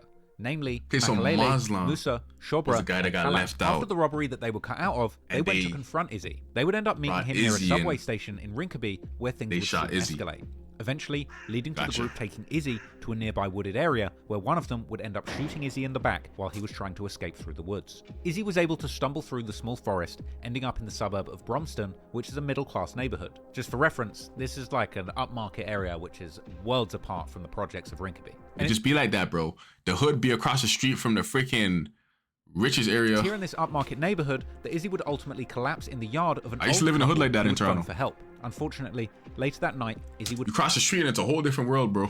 Pass away in the hospital. En 19-årig man dog i natt efter vad vittnen uppfattat som en skottlossning i Västerort. Enligt Aftonbladet.se ska 3 skott ha avlossats i skogen mellan Rinkeby och Bromsten och 19-åringen ska ha träffats i ryggen. Polisen har inlett en förundersökning om mord. And this event would cause the large group of childhood friends of all different ages to split into two. Damn, son, it was money, bro. It was money, bro. You feel me? Fuck, dog, chat. Money changes things, bro. Who had been cut out of the robbery, and those on the inside who had been I mean, I'm sure, like, if it was a big hit, I'm sure they would have broke bread with him same ways, you feel me? Like, I don't know. To Izzy. Masla's group of close friends. But I guess, I don't know, I guess what? Like, you can't have 100 guys on a robbery. Like, come on, like. Themselves 3 MST, which included that core group of Makan, aka Makalele, Musa, Shobra, and Talang. This is the group that would eventually be labeled the Death Patrol. Meanwhile, the friends of Izzy would eventually begin using the name Shottaz for their rival crew. But these labels for these groups wouldn't become prominent until some years later. Did Izzy pass away? In the immediate aftermath of the death of Izzy, people he close did to pass him away. would go on the warpath. Damn, so he passed away after that shooting? According to later reports, the murder of Izzy acted as a watershed moment in Man, this guy looks like a young Somalian guy that I know. Could be gang politics, where youths formerly concerned mainly of in that photo at least, petty crime would begin commonly carrying guns and eventually even having to wear bulletproof vests. Reports would also RIP to everyone that died in the war of Rinkeby. So tell that Masla and his friends went into hiding following the shooting due to the police likely looking for them as persons of interest. Although it's not been known for sure, they didn't have to shoot the guy, bro. Responsible for pulling the trigger. They didn't have to shoot the guy, Masla would reportedly make a call to his mother soon after Izzy's death, telling her that he feared that people were after him and that they wanted him dead. And these fears turned out to be valid, because not even 48 hours later, Masla and his friends were ambushed at a gas station in the middle of the night. Unfortunately, Masla was shot in the head and later pronounced dead at hospital. The police and the Swedish media were quickly drawing a connection between both of these murders, and security camera footage from the scene would show 2 possible suspects running away. These guys didn't waste no time. The police would eventually find some compelling evidence pointing to Izzy's 2 older brothers as being involved in the murder, but they were eventually excluded from the investigation without ever being charged due to lack of evidence. In an act of reconciliation by the families and the broader Rinkeby community. Yo, I think one of my Somalian brothers, they told me that in their country, like, if someone kills another person, like, their family, like, requests, it seems like it's a bit more structured. Their family requests, like, a life for a life, basically. So, I've heard this before. Both Izzy and Masla were buried. That's what comes now. Next to each other. Watch the vid. Yeah, they told me, like, that's how it goes, like a life for a life. Escalating situation between these former friends now at war. Meanwhile, Masla's friends like Makalele, Musa, Shobra, and Talang were soon caught out of town in connection with another completely unrelated investigation. So for the time being, this crew was momentarily broken up, as many of those involved were sent to so-called special youth detention centers, since there are no youth prisons in Sweden. Now, this is because the government are apparently aiming to reduce the detrimental effects of time spent in prison by young people. Now, let's see how that turns out over the course of the They got something called blood, sentences in these money, or something like that. Short. And already by the end of 2015, it's like a Somali culture these gang thing. comrades would all be reunited, and then they would continue to commit crimes, including robberies, home invasions, carjackings, and drug dealing. Now, eventually, all of those crimes would land these members in full-blown adult prisons, briefly lowering the temperature in the streets of Rinkeby. But soon, the war on those streets would heat up, and these gangs would pass the point of no return. By late 2016, while the infamous Death Patrol quartet had been locked up, Izzy's friends, who had begun calling themselves the Shottaz, had started to take over the streets of Rinkeby. Also, musical artists from Rinkeby, who would eventually become associated with the Shottaz, were also on the rise, but at this point, they were still largely staying impartial to the brewing feud in the streets. For example, YASIN's rap career was blowing up. Already in 2015, he had signed his first record deal and dropped his first official single, Baba Recordings track, YASIN. Then, in 2016, YASIN, together with Jafar Bin, I wonder who's behind these record labels. Like, and it's a Swedish record deal. Like, from the Yorva suburbs created a rap collective called Ghetto Superstars, which began creating some significant buzz in the national scene. Besides Jafar and YASIN, the collective would also include rappers like Blizzy, Lelo from Husby, Monty B, Elias Abbas from Rinkeby, as well as ZE from ZE, Tensta. this guy be dropping some shit. Some of these guys like Lelo and ZE would end up becoming some of the biggest rappers in Sweden. Also in 2016, YASIN would release one of his most popular songs, a track with the title translating to My Hood, together with a music video. Why you guys never request this shit, bro? Lots of them got their own record label. Directed by acclaimed director Saga Berlin, who has also directed the music video for the song Tabanya by another Rinkeby-based artist called Cherie. Oh, yo, we might have to start listening to some female artists from Sweden. Now, both of these music videos provide an excellent window into the world but of no English Rinkeby at this subs? time, with high-quality on-the-ground and drone footage showcasing the brutalist architecture in these suburbs in all of its glory. For the first time, the music coming out of these areas was giving the world and the country a window to what the hell was that? That shit looks so demonic. The music coming out of these areas was giving... What is that on the right there? You see that? What is this? She looks like a person leaning. The world and the country a window into life in the suburbs. Jafar Bin, on the other hand, who still in 2015 was shouting out Shobra, one of the core members of Death Patrol, in his songs, would actually end up taking the Shottaz side in the beef in the years following the death of Izzy. And this taking of sides would also be reflected in his... He has a fresh bald head. Look at this guy's head. ...music, eventually landing him in hot water with the Death Patrol. But before the beef would escalate to the next level, during the summer and fall of 2016, Makalele, Musa, Shobra, and Talang had gotten free. Mussolini! I got a homie, got a Somali homie by the name of Musa. Well, his name's not Musa, but we call him Moose. Once again. However, they hadn't been seen in Rinkeby. And I call him Mussolini when I see him. I'm like, Mussolini! He had reportedly been banned from the area by Shottaz members and was spending time in the city of Malmö instead, making contacts in the streets there. However, they still had allies in Rinkeby who acted as their eyes and ears back on their native block. But while that was going on, the Shottaz, who had lost many of their members as a result of a number of arrests after a recent large robbery, put them at a disadvantage in the streets. On the evening of December the 2nd, an alleged member of the Shottaz, called Indiana, along with his brother Smokey, were at a local cafe in Rinkeby, without realizing up the Shacki a friend murder. of their ops had eyes on them. Suddenly, out of nowhere, an automatic machine gun would spray up the windows of the cafe, making people inside hit the floor and panic. Indiana and Smokey would react fast, running into the back of the cafe in an attempt to escape through a back door. Unfortunately, they would end up getting trapped in the wrong room. Unable to escape, the gunmen would rush into the cafe, shooting both brothers, leaving them dead on the spot. Damn, they really ran down on them like that, huh? They were trying to get them, did he? They sprayed up the spot, and it's not even like they sprayed it up and just left. They sprayed it up, entered the spot, and still like ran up on them. That's crazy. After this brazen double murder, the situation would turn tense, as many people gathered around, even acting hostile towards the police at the scene of the crime. Unsurprisingly, following this incident, the police would once again struggle to catch any of the suspects. They tried to escape, yeah, bro. It's not even like just a drive-by, spray up the spot, like, you know what I mean? They ran down on them. Following the murders. Partly due to witnesses of the event, either anything worse, they would have just walked in and shot him.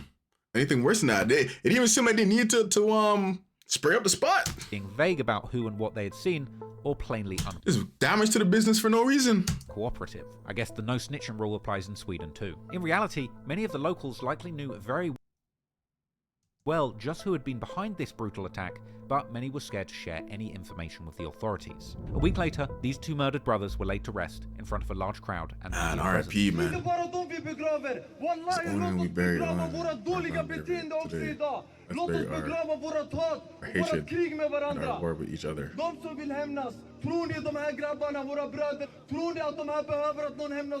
And at this point, the Swedish Hold up, chat.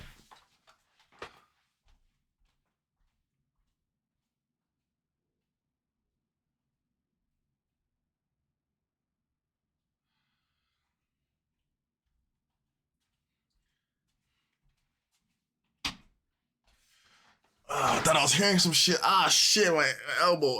Media were already reporting on how every 10 case of fatal violence in Sweden is linked to Harva in one way or another. Homicide in the country was linked to the suburbs of Järva. Damn, chat. Unfortunately, despite the police not being able to catch anyone, in the streets, revenge would come swiftly. Only about 2 weeks after the double murder, Musa would check himself in at a hospital in Stockholm with gunshot wounds to his lower body. Fortunately, he had worn a bulletproof vest that had stopped shots hitting his upper body, likely saving his life. Police would later gather that he had been targeted at a parking garage in the suburbs of Hulsta near Rinkeby in the early morning hours. Once police arrived at the crime scene, Musa had already left for the hospital, but at the scene, they would find 2 AK-47s and a car full of bullet holes. Damn, son. Shell casings. Unfortunately, Musa had returned to Stockholm with one of their new friends from Malmö, a man named Atto, aka A2, who was connected to gang members in Malmö who would later be known as Los Suecos, or the Swedes, a crew of contract killers who murdered numerous people in Spain. Atto was also an alleged drug dealer with connections on both sides. Yo, imagine, yo, dog, that's so crazy. Imagine like your livelihood is like a hitman. Yo, chat, no funny shit, bro. I've met a hitman before, bro. I remember we went to this is out in the Caribbean. I don't want to say too much stuff, but out in the Caribbean, this is out in St. Lucia, and I was there to do some video work. Yo, there's like, you know what I mean, the area was a gang area. Yeah, bro, like the hitman, bro. I don't know, bro. Shit was crazy, but nah, I don't know, bro. He's a straight hitman, though. Like, he's hitman, bro. Like, in Rinkeby, those connections would end up costing him his life, as later that day, Atto would allegedly end up. That was kind of cool, though, I'm not gonna lie, bro. Like, you feel me? Other than like the ominous freaking shit in the air, like the guy was calm. You feel me? He was too calm. You feel me? Like, meeting a guy called A from the Shottaz side to allegedly collect a debt owed to him by Indiana, who had just been killed. Security cameras would reportedly capture Atto. One man's death becomes another man's life. Exactly. Just a guy called A from the Shottaz side. But yeah, I feel like this guy, he was a hitman, and he's like, you know what I mean? Like, people crazy. Like, in this world, people will hire hitmen and shit. You feel me? Like, allegedly collect a debt owed to him by Indiana, who had just been killed. Security cameras would reportedly capture Atto. He went by the name of Frank White. That was his name. You guys know the Italian gangster, whatever, Frank White. Walking with A and another guy to a wooded area when Atto was suddenly shot. Got arrested for hiring murder. Yeah, exactly. Would continue walking as if nothing had happened, leaving from so an we too, who was connected to gang members in Malmö who would later be known as Los Suecos, or the Swedes. Every celebrity getting fucked in 2024. Numerous people in Spain. They lock on everywhere. Yo, that's the thing about the shits, bro. Like, bro, all wicked shit sooner or later comes to light. It's crazy, but it's true, bro. Like, I don't know what it is, but it's just the world, bro. It's just, the world is like this. Like, wicked shit eventually comes to light. So an alleged drug dealer with connections on both sides of the conflict in no one is safe. Those connections would end up costing him his life, as later that was in one of their roles. Okay, lock in, bro. Unfortunately, Musa had returned to Stockholm with one of their new friends from Malmö, a man named Atto, aka A2, who was connected to gang members in Malmö who would later be known as Los Suecos, or the Swedes, a crew of contract killers who murdered numerous people in Spain. Atto was also an alleged drug dealer with connections on both sides of the conflict in Rinkeby. Those connections would end up costing him his life, as later that day, Atto would allegedly end up meeting a guy called A from the Shottaz side to allegedly collect a debt owed to him by Indiana, who had just been killed. Security cameras would reportedly capture Atto walking with A and another guy to a wooded area when Atto was suddenly shot, after which A and the other man would continue walking as if nothing had happened, leaving Atto seriously injured. Damn. They shot him and just walked off cool and collected. Bro, he was playing both sides, bro. He was playing both sides, and their homie died, and he was still pressing them to collect the bread. You feel me? So they did him in. The next day, he would unfortunately pass away from his injuries while the police would arrest A and his friend for questioning. But despite the police seemingly knowing exactly how these latest murders were a result of the death of Izzy in 2015, there was once again not enough evidence to charge A or anybody else, making this yet another unsolved case in a growing list of unsolved shootings in the city. Meanwhile, I was playing both sides, bro. They playing both sides. Atto's death, the locals in Yemen Smiley had a bar. He said, he's a goofy. That nigga hangs with different teams. I mean, had had enough of the killing, and they would gather for a demonstration against the escalating violence. Sadly, this wouldn't make a difference, and it wouldn't take long from here for the bloodshed in the streets to begin spilling into the music.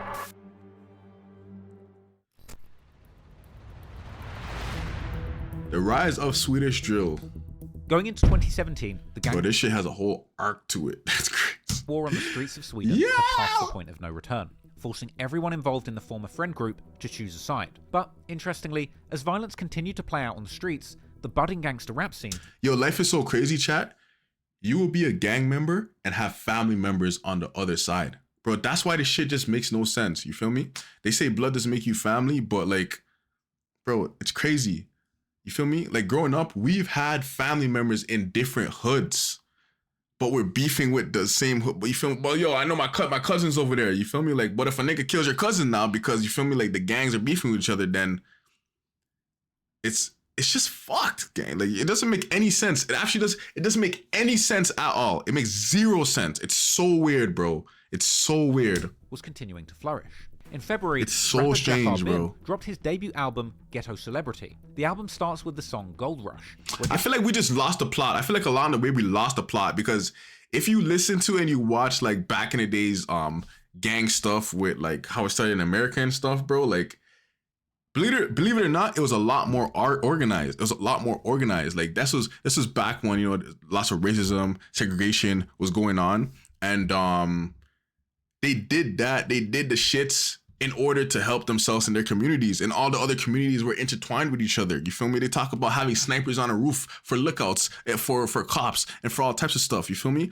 But as the older heads got locked up, the young dogs started like taking over, and somewhere along the line, the message just breaking down. And next thing you know, like, we're all shooting each other. You feel me? Like, Far raps a this shit was way more organized than anything else. US line, 33 shots in 3 seconds, with the line being accompanied by a Andy just freed that motherfucker. What was his name again? They freed that guy. That guy was in jail for so long. He was one of like the early motherfuckers in the rap, not the rap shit, but the gang shit.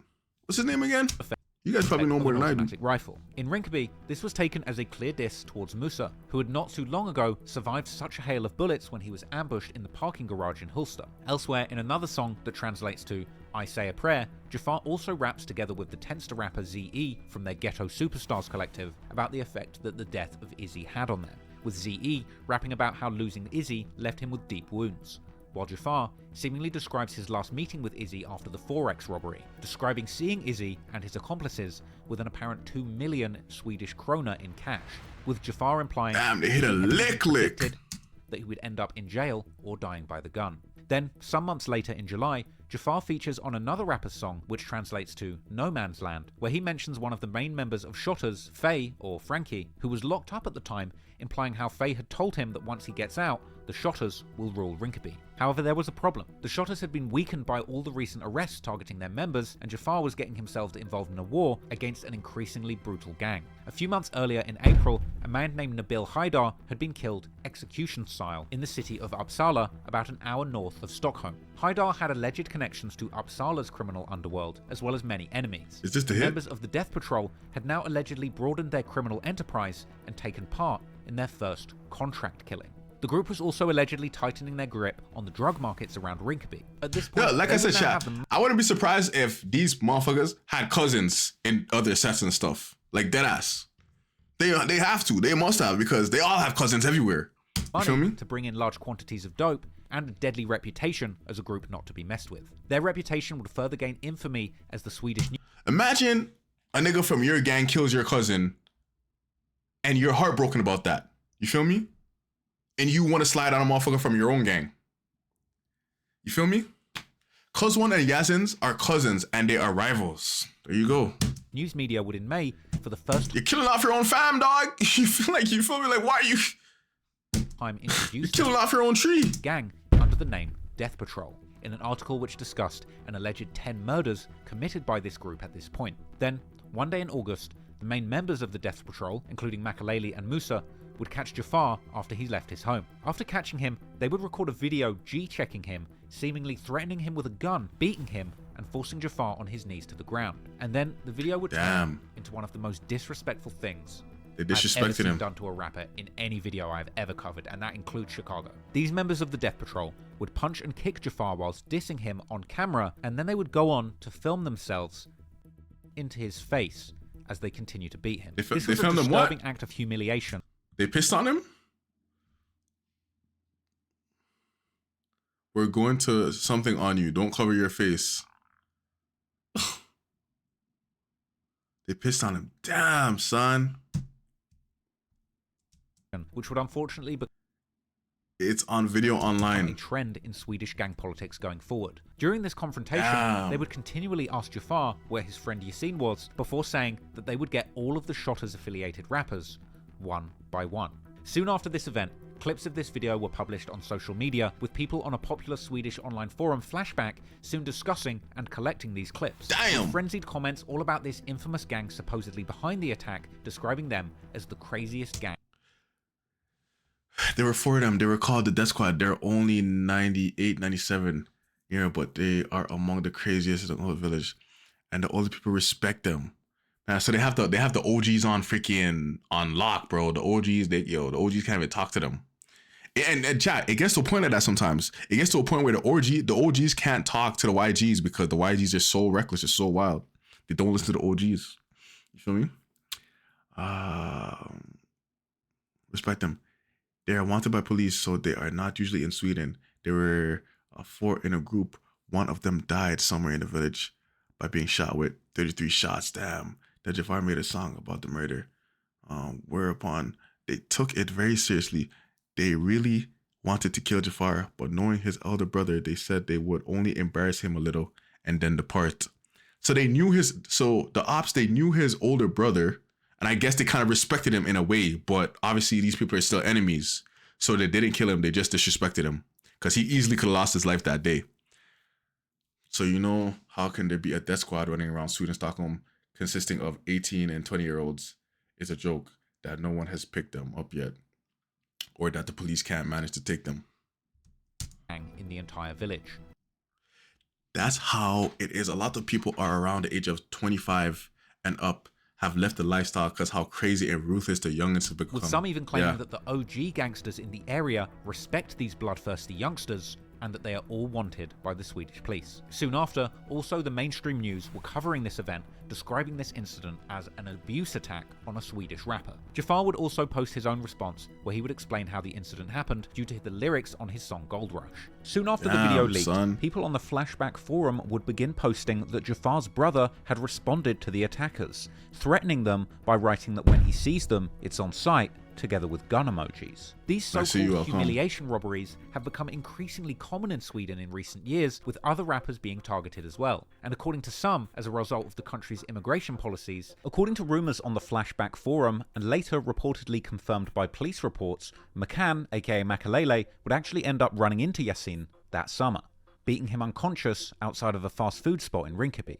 After being beaten up and humiliated, both Shottaz affiliates, Jafar and Yasin, began reportedly getting much more involved in the gang lifestyle. As can be seen in pictures taken in September 2017 that police later found in a confiscated phone, where Jafar, who can be seen wearing a white hoodie, is pictured holding an automatic rifle, as well as later photos taken by police after Jafar had been arrested, where he had been out wearing a bulletproof vest. At this point, the disrespect is ready for war. Completely unimaginable at the start of this beef, and those rappers who were gang affiliated would begin to get more and more deeply entrenched in the ongoing gang war, bringing yet more violence and police attention to the growing gangster rap scene in Sweden. By fall 2017, the police in Stockholm were beginning to take the war between the Shottaz and the Death Patrol much more seriously. Particularly the core members of the Death Patrol, whose every move were being followed closely by the police, as well as the growing mass of Swedish gangster rap fans. During this time, these gangsters would travel within Sweden as well as abroad in different countries such as the UK, Spain and the Netherlands, where they were either spending their street and rap money on vacations, flexing their jet-set lifestyles on social media, or, as the police were increasingly suspecting, doing international deals to further the success of their illicit enterprise. They were also allegedly creating new contacts with other gangs in Sweden, such as the terrifying hit squad, the so-called Headshot League, also known as the Tenster Network. Bro said Headshot League, that's crazy. Police would move in and arrest the core members of the gang for the contract killing of Nabil. However, once again, there seemingly wasn't enough evidence to charge them, and in the end, everyone was let go, even Shobra, whose DNA was even found on the murder weapon according to prosecutors. Bro, the man's DNA is found on a murder weapon, but there's not enough evidence. However, before all of the Death Patrol members were freed, their rival, the Shottaz, would take advantage of their absence and make a move, targeting the little brother of Masla, one of the deceased 3 MST members who originally founded the group that eventually became the Death Patrol. Nicknamed Machiavelli after Tupac's famous pseudonym, he had become involved with the Death Patrol after his brother's death. On the 23rd of October... Bro, this guy has a gap in his teeth that's bigger than mine, Chad. Look at that shit. Pseudonym, he had become involved... Okay. My gap versus his gap. This shit's like a 1/4 inch. Involved with the Death Patrol after his brother's death. On the 23rd of October, Shottaz members ambushed Machiavelli in Rinkeby and shot him with an automatic rifle. Fortunately, due to his bulletproof vest, Machiavelli only received mild injuries, and soon the media would get wind of the shooting being connected to the Death Patrol and reporting on this feud being responsible for a dozen murders at this point. It seemed that the war was heating up once more, and the media were reporting on the violence as it happened. But then, during the final months of 2017, the Swedish police seemed to finally get a breakthrough in shutting down the Death Patrol's activities. First, they would reportedly catch Machiavelli, aka Macca, who they would find in the backseat of his girlfriend's car, armed with a handgun and a bulletproof vest. He would end up being slapped with a 1 year and 4-month prison sentence for traffic, weapons, and drug charges. Then, not much later, the police would catch Musa and Talang in a car near Rinkeby after a high-speed chase. On Musa, the police would find an open phone that had information that ended up leading them to a large drug bust, catching dozens of kilos of amphetamines as well as thousands of ecstasy pills. Once again, the media was quick to report guys had the on their new favorite gang and the enormous bust that had been made. But the members would deny the charges. And once again, despite the best efforts of the Swedish authorities, it wouldn't take long for the Death Patrol and their ops to bring bloody violence back to the streets of Sweden.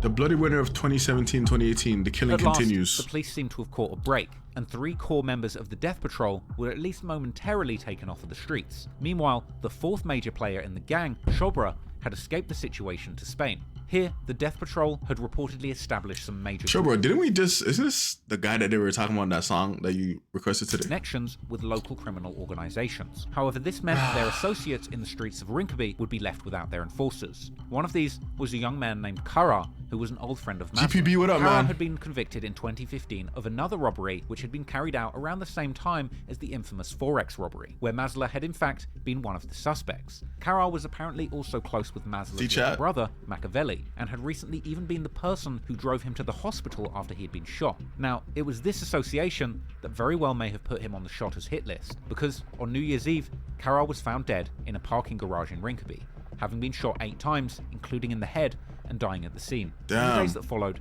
Kara's friends and family would create a memorial for him at the site of the murder, with the core members of the Death Patrol off the streets for the time being, and another one of their associates dead. It seemed at this point that the deadly war for Sweden's streets was tipping in the Shottaz' favour, but the younger members of the Death Patrol were desperate to prove themselves to the older guys like Machiavelli that they had what it takes to become so-called 100 guys. This is a term used to describe loyal, young soldiers who were ready to do 4 years in a closed youth home for committing an underage homicide. They knew that the Swedish state wouldn't punish these younger members for acts of violence, and they would carry their willingness to crash out as a badge of honour. About a week after Kara's death... So they sought after the youngins because, obviously, you know, the laws. 8th of January 2018. They sought after the youngins to do their crimes and shit, chat.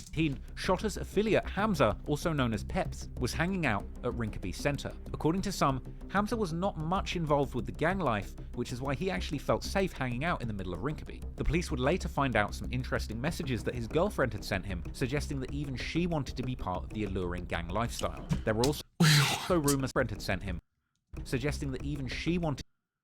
I wish I was with the Shottaz. Yo, that's crazy. Oh my goodness. Chat, what the fuck? I want to be with the Shottaz. Please let me in. Whoa. Part of the alluring gang lifestyle. That's there were crazy. also rumours circulating that Hamza had actually given the location of Kara to Shottaz members before his murder, which had ultimately made him a target. After hanging out in the centre of town for some time, Hamza went to eat at a local pizza place, where he would meet some friends. However, at this point, Hamza had seemingly been followed. Bro's like, oh, I'm not even that involved. I'm straight. I'm good, gang. Like, you feel me? Like, if they don't get you, they'll get your best friend. By affiliates of the Death Patrol, including people who were already inside of the restaurant. Then, at around 7:30 PM, security cameras would capture somebody walking confidently into the pizza place, entering the door just as somebody else was exiting. At this point, they would immediately raise a handgun, shooting Hamza twice in the head and neck, and immediately running away. Soon after the brazen execution, photos taken of Hamza's lifeless body would begin spreading on social media. That's and crazy. News would begin to report of both the murder and the fact that the gang war had continued to play out on social media. The police were first suspecting Kara's older brother SHACKI for the murder, and they started surveilling and tapping his phone, where they would hear him imply that he'd had something to do with it, catching him making the ominous statement. Okay, let's see. Exhausted. I walked around set off and ran, but that's how it is. Your God had written this life for me and its existence. Should I turn and depart from it? It doesn't work. They won't leave me alone, and I won't leave them alone. Do you understand how it is? Just as they took one from me, I take one from them. Just as I want to take another one from them, they also want to take one of my brothers from me. The matter is very complicated, so it doesn't end in a day or a night. It doesn't end with 1 or 2 conversations or moving from one area. No, this is blood issue. My brother and blood issues remain. Understand it? It's never forgotten. It's not forgotten. Just as they took one from me, that was SHACKI who killed him. I took one from them, and vowing to continue to get it back in blood for his gang. While being surveilled, who's saying this? SHACKI? Brother for the murder, and they stopped. And the news would begin to report of both the murder and the fact that the gang war had continued to play out on social media. The police were first suspecting Karol's older brother for the murder, and they started surveilling and tapping his phone, where they would hear him imply that he'd had something to do with it. Catching him making an ominous statement, just as they took one from me, I took one from them, and vowing to continue to get it back in blood for his gang. While being surveilled, Karol's brother would have a meeting with a man named Dumle. This was a Death Patrol affiliate who would later become a notorious figure in the gang, along with a 16-year-old boy named SHACKI, who was one of the young people in Rinkeby allegedly selling drugs for the Death Patrol. Looking into SHACKI, the police would find interesting similarities with the shooter, including matching gloves and shoes. Further search warrants on different locations would also uncover a cache of serious firearms, one of them actually turning out to be the murder weapon where SHACKI's DNA was also found. Police would also find messages between SHACKI and the core members of the Death Patrol. Damsley is the alleged snitch for EINAR that let killers know his location, but Damsley is also dead now. Indicating that the underage boy was used as a contract killer by the gang, knowing that he would receive a much shorter sentence, earning him the status as a 100 guy. At least partly due to the huge disparity in adult and underage sentencing, using these so-called child soldiers. SHACKI ran down on a guy, the man had the same shoes, the man, holy, same gloves, this guy. Increasingly become common amongst Sweden's gangsters. SHACKI would eventually be found guilty, becoming the first to actually be convicted of murder in this war that had so far claimed so many lives. But so he was the first man to really put in work. Of course, as an underage offender, he would only receive 3 years in a closed youth home. Wait, so this is not the situation that he's talking about in his song, right? Like, this is even 1 year less than the 4-year maximum. In many ways, Sweden's liberal and only got 3 years. approach to crime was creating an obstacle to he was the first one to get sentenced in the Rinkeby War. For the authorities tackling the serious violence playing out on their streets. But ironically, it would take the war spilling into a neighboring country for the perpetrators to be all other murders before was unsolved, punished with the full force of the law. But for the time being, the Swedish authorities would continue their losing battle, as they would continue to attempt to get some of the most high-profile gangster rappers off of the streets.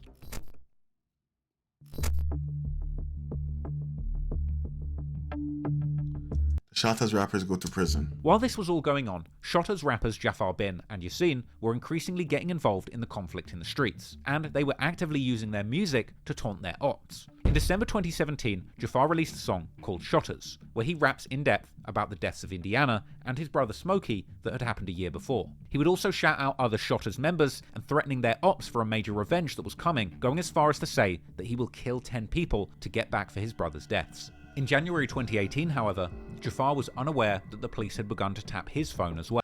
This guy's a nice bald head, bro. He rocks that shit. And during one phone call, he and others would admit that they were driving around, armed and ready to slide. He says, in a wiretap, the police have heard them talking about weapons. One of the guys is upset and said he doesn't care who's in the way. You feel me? These guys don't care. They're telling you they don't care. Is it only ours that will go down, or everyone should get a taste? Ordinary people, we're over being cute. We have lost too many. He talks about the death squad, what he wants to do with them. I wait until the day one come out. I'm always on my toes. I always have the gun with me. Causing the police to tail them. Me and my bros are hungry. Me and my boys are hungry. And perform a stop and search. But the car would momentarily get away, and when police finally did stop them, there were no guns in the car to be found. They tossed the whips. They tossed the guns and shit. Jafar had clearly not realized at this point that his phone was still under surveillance, and he would later explain during another phone call where exactly the guns had been thrown out during their getaway. The police would ultimately find these guns, and even more guns that were hidden in a garage, including the automatic rifle that he was holding in the picture the police had found on a phone. In the end, Jafar would also end up getting a 4-year sentence after being caught in a sting operation. But this setback wouldn't seemingly diminish his commitment to the gang, as can be seen from his later letters sent from prison, where he would vow his loyalty to the Shottaz and writing lyrics about his plans for revenge, saying, "If you stand in my way, you will be buried shortly. We will take revenge." In March 2018, not long after Jafar's run-ins with the police that had turned into a lengthy prison sentence, a detective from the Stockholm Police's new gang unit, Team 2022, were at a gas station when he saw Yasin in a car together with Shottaz members Poi and Faye. During the encounter, Poi would attempt to run off, in the process pulling out a gun, forcing the detective to fire his gun before throwing his gun to the ground and surrendering. Meanwhile, Yasin would also take off, but the police would later find a gun that the rapper had tossed away during his escape. This incident would make Yasin a wanted man, and when he found out the police were on his tail, he would make a brazen post on social media, posting a picture of himself with a scarf covering his face, along with the text, "Catch me if you can," along with hashtag FTP, fuck the police. While hiding out from the police, Yasin was still creating a big buzz in the Swedish rap scene, and he would capitalize on comparisons to other American drill rappers who had evaded the law by dropping a new song and music video titled we reacted Chicago, to that. which currently stands at over 8 million views. The song compares Stockholm to the home of drill music, Chicago, and has appropriately themed lyrics about guns and violence. But more specifically, the song begins with lyrics where Yasin mentions multiple Shottaz members by name, including Faye, A, and Poi. He also makes reference to a garage and sending someone to Allah. The garage reference was taken by some to refer to the murder of their Death Patrol rival Kara just some months earlier, with there even being fan theories on social media that Yasin may have been the shooter. In the second verse, Yasin continues to refer to his Shottaz gang, saying, "Rest in peace Indiana, who was killed in the cafe in Rinkeby," as well as showing a picture of him in the music video, and going on to shout out yet another member, his manager Frankie, aka Faye, who sits next to him in the video. In that music video, Yasin is wearing the same scarf as in the earlier social media post, and there are several people in the background whose faces are blurred out. Now it seems that Yasin was taking full advantage of his status as a gang-related wanted man by the police, but despite the clout that he was picking up in the gangster rap scene, all of this attention would wind up being a liability, and not long after that video's released, Yasin would be arrested. Like Jafar, Yasin was convicted of firearms offences as well as other smaller crimes and sent to prison. For a rapper on his way to the top of the Swedish rap scene, going to prison was undoubtedly a huge setback, but at the time, Yasin couldn't have known that this prison sentence would likely save his life, as soon the deadly violence would continue, this time spilling even beyond the borders of Sweden.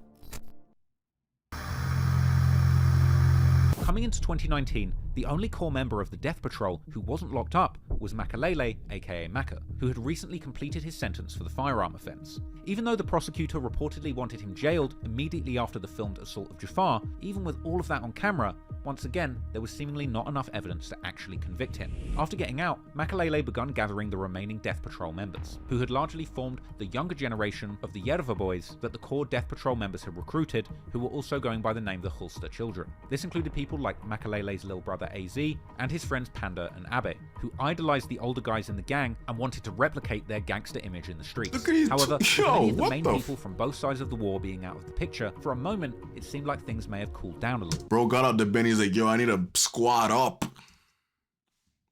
In March, Shobra is released from jail after the police failed to tie him to the large drug bust that took down Musa and Talang. Sometime after, he seemingly returns to Spain to maintain his connections down there. Even with all of the police attention, the members of both of these gangs were global and seemingly able to move between borders freely. Unfortunately, this would mean the downfall for certain members on both sides. As in June 2019, Yasin's manager Faye, aka Frankie, travels to Denmark together with two I've learned to never judge a book by its cover. I've seen all kinds of babyface killers. This is other true. Shottaz members, Gucci and Hoods, with the apparent aim of meeting local people there from the rap music business. In reality, it would turn out that they had been tricked by Makalele and his crew, who end up ambushing the trio at a parking lot in Herlev, a suburb on the outskirts of Denmark's capital, Copenhagen. Makan and his crew would begin shooting at their car with an automatic rifle and handguns. Faye and Hoods would take off running, and Hoods is able to escape unharmed, but Faye would be hit in the thigh, beginning to bleed profusely while running away from the shooters. He would jump into a bush and hide there, managing to get away from the shooters who returned to their car. There, Gucci, who was unable to escape, would fall into the grass near the car with severe gunshot wounds. At that point, a man runs back to the car and returns fire with an automatic rifle, shooting Gucci over a dozen times more from close distance, killing him on the spot, whilst another attacker filmed it. After the shooting, the Death Patrol members can be seen on video jumping into their car. Motherfuckers are playing Call of Duty in this bitch. And speeding off from the scene, leaving Gucci's body on the ground to be found by police, whilst Faye is bleeding out nearby, later passing away from his injuries. Their getaway car would later... He died after a leg shot. He bled out. ...to be found intact after an unsuccessful attempt to light it on fire. Now, the failure to burn this car that was used in the murder would turn out to be a costly mistake, providing the Danish investigators ample DNA evidence. A few days later, the Denmark police would get a tip that one of the shooters is hiding in an apartment in the city of Aarhus, around 3 hours away from the crime scene. The 7.62 is a huge bullet. Even in the leg is deadly. There, they end up catching up with none other than Makalele, who was filmed by a bystander whilst attempting to avoid the capture by hanging from a balcony. 4 weeks later, the video for several years. But the shocking events in Denmark cemented all at this they were 4 weeks later, he was filmed by a bystander whilst attempting to avoid the capture by hanging from a balcony. 4 weeks later, the other suspects would all be caught back in Stockholm, Sweden, at which point they were swiftly extradited back to Denmark, beginning a long wait for trial. The Death Patrol at this point had been written about in the media for several years, but the shocking events in Denmark cemented their notoriety in the media. In a country where such gangster celebrities were a relatively new phenomenon, the discourse would sometimes reach bizarre levels. For example, this insane column would be written that pondered whether the Gucci brand had some kind of responsibility to act and condemn members of the Death Patrol, often dressed in the designer brand. When it finally came time for the trial and sentencing, the Death Patrol members would find out just designer brand. When it finally came time... Should Gucci distance itself from the Death Patrol? Bro, Gucci has no relation with the Death Patrol. I'll tell you that. And sentencing, the Death Patrol members would find out just how bad they messed up by crossing... They were trying to say like Gucci has a... the border to commit these They're just buying their stuff. Exactly, bro. These guys are tripping. Denmark has been much quicker to act with regards to their own gang problems, and these guys are tripping. Much harsher penalties for these gangsters than Sweden, with law in certain cases allowing the sentence to be doubled if the crime is proven to be gang-related. In the end, Makan and the 2 other older members would end up getting life sentences, whilst 2 younger guys, who were still both 17 years old at the time of the crime, would end up getting 20 years each. In Sweden, the younger members, or 100 guys, would have likely received much more lenient sentences, typically 3 or 4 years in a youth home. However, as of 2022, due to these laws that prevented underage people from getting serious prison time, Swedish laws are now being rewritten due to the exploitation of these young offenders as hitmen. However, even in Denmark, the sentences of the youngest members... Bro, being a hitman at the age of like, what, 13, 14 is so crazy, man. Like at that age, like... Damn, your brain must be really fried to be able to take part in some shit like that. You know what I mean? Like a 13, 14-year-old, bro, what's a 13, 14-year-old really worried about? You feel me? They're chilling, bro. Do the crime every time. By being the first...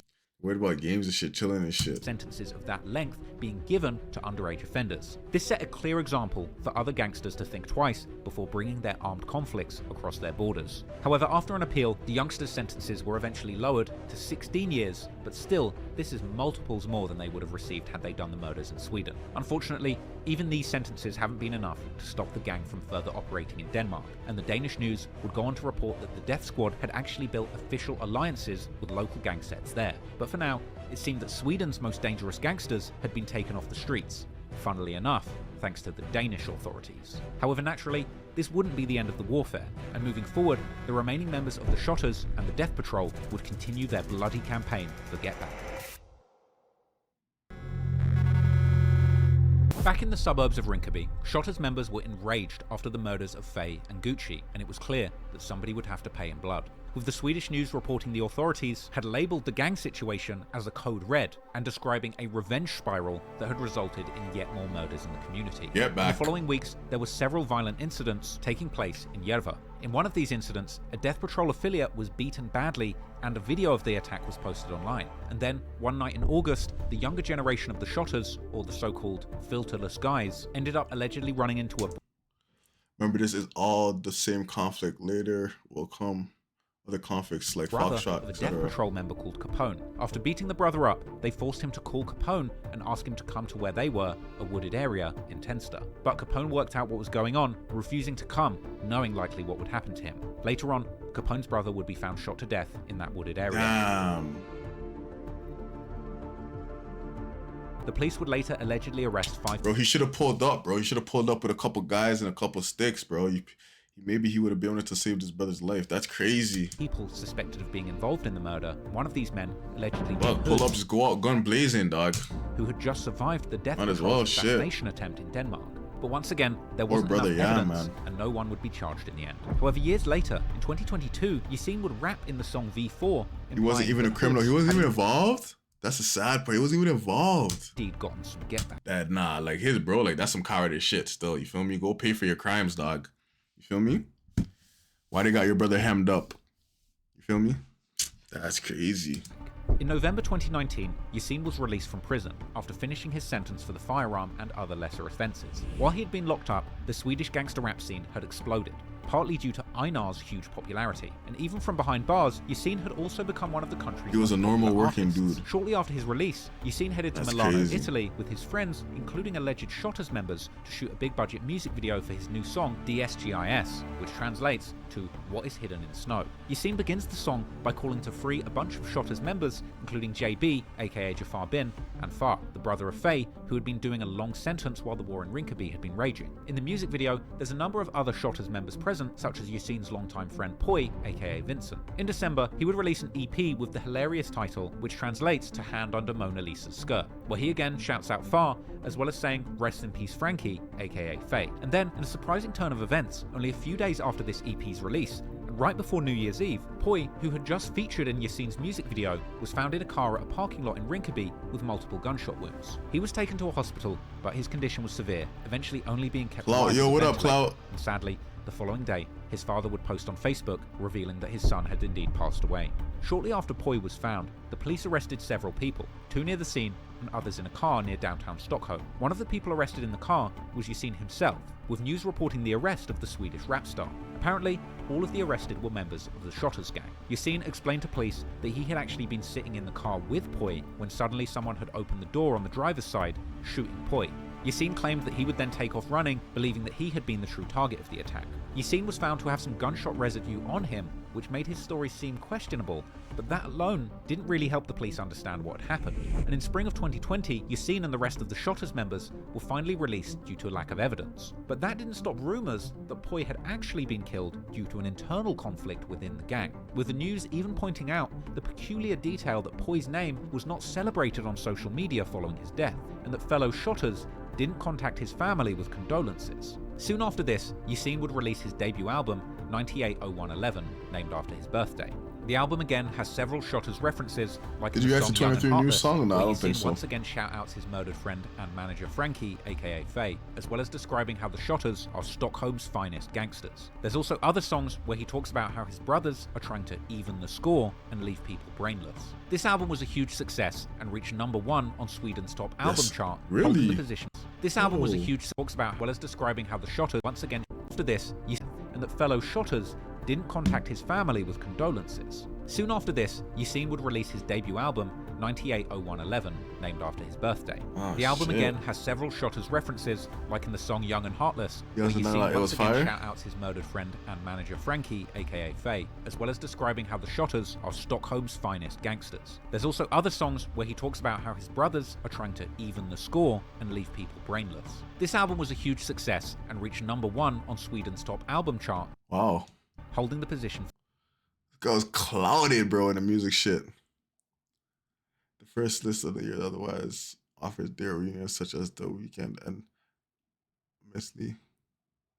For 4 weeks. But while YASIN was enjoying his freedom as one of Sweden's top rappers, the events in the gang world that he was on top of the game continued to escalate. Despite their main ops from the Death Patrol now largely being locked up, in July 2020, SHACKI, who had killed Hamza in the pizza place in Rinkeby at the beginning of 28 and was now spending his last moments in the youth home where he had been sentenced, was helped to escape the youth home by 2 accomplices during a supervised leave. And then, in August, Shobra was once again arrested in Spain, this time with his supervised leave, He where he escaped? had been sentenced, was helped to escape at the What beginning the of fuck? 28. In July 2020, SHACKI, who had killed Hamza in the pizza place in Rinkeby at the beginning of 28 and was now spending his last moments in the youth home where he had been sentenced, was helped to escape the youth home 28 and was now spending That boy got some big ears. Look at his ears, chat.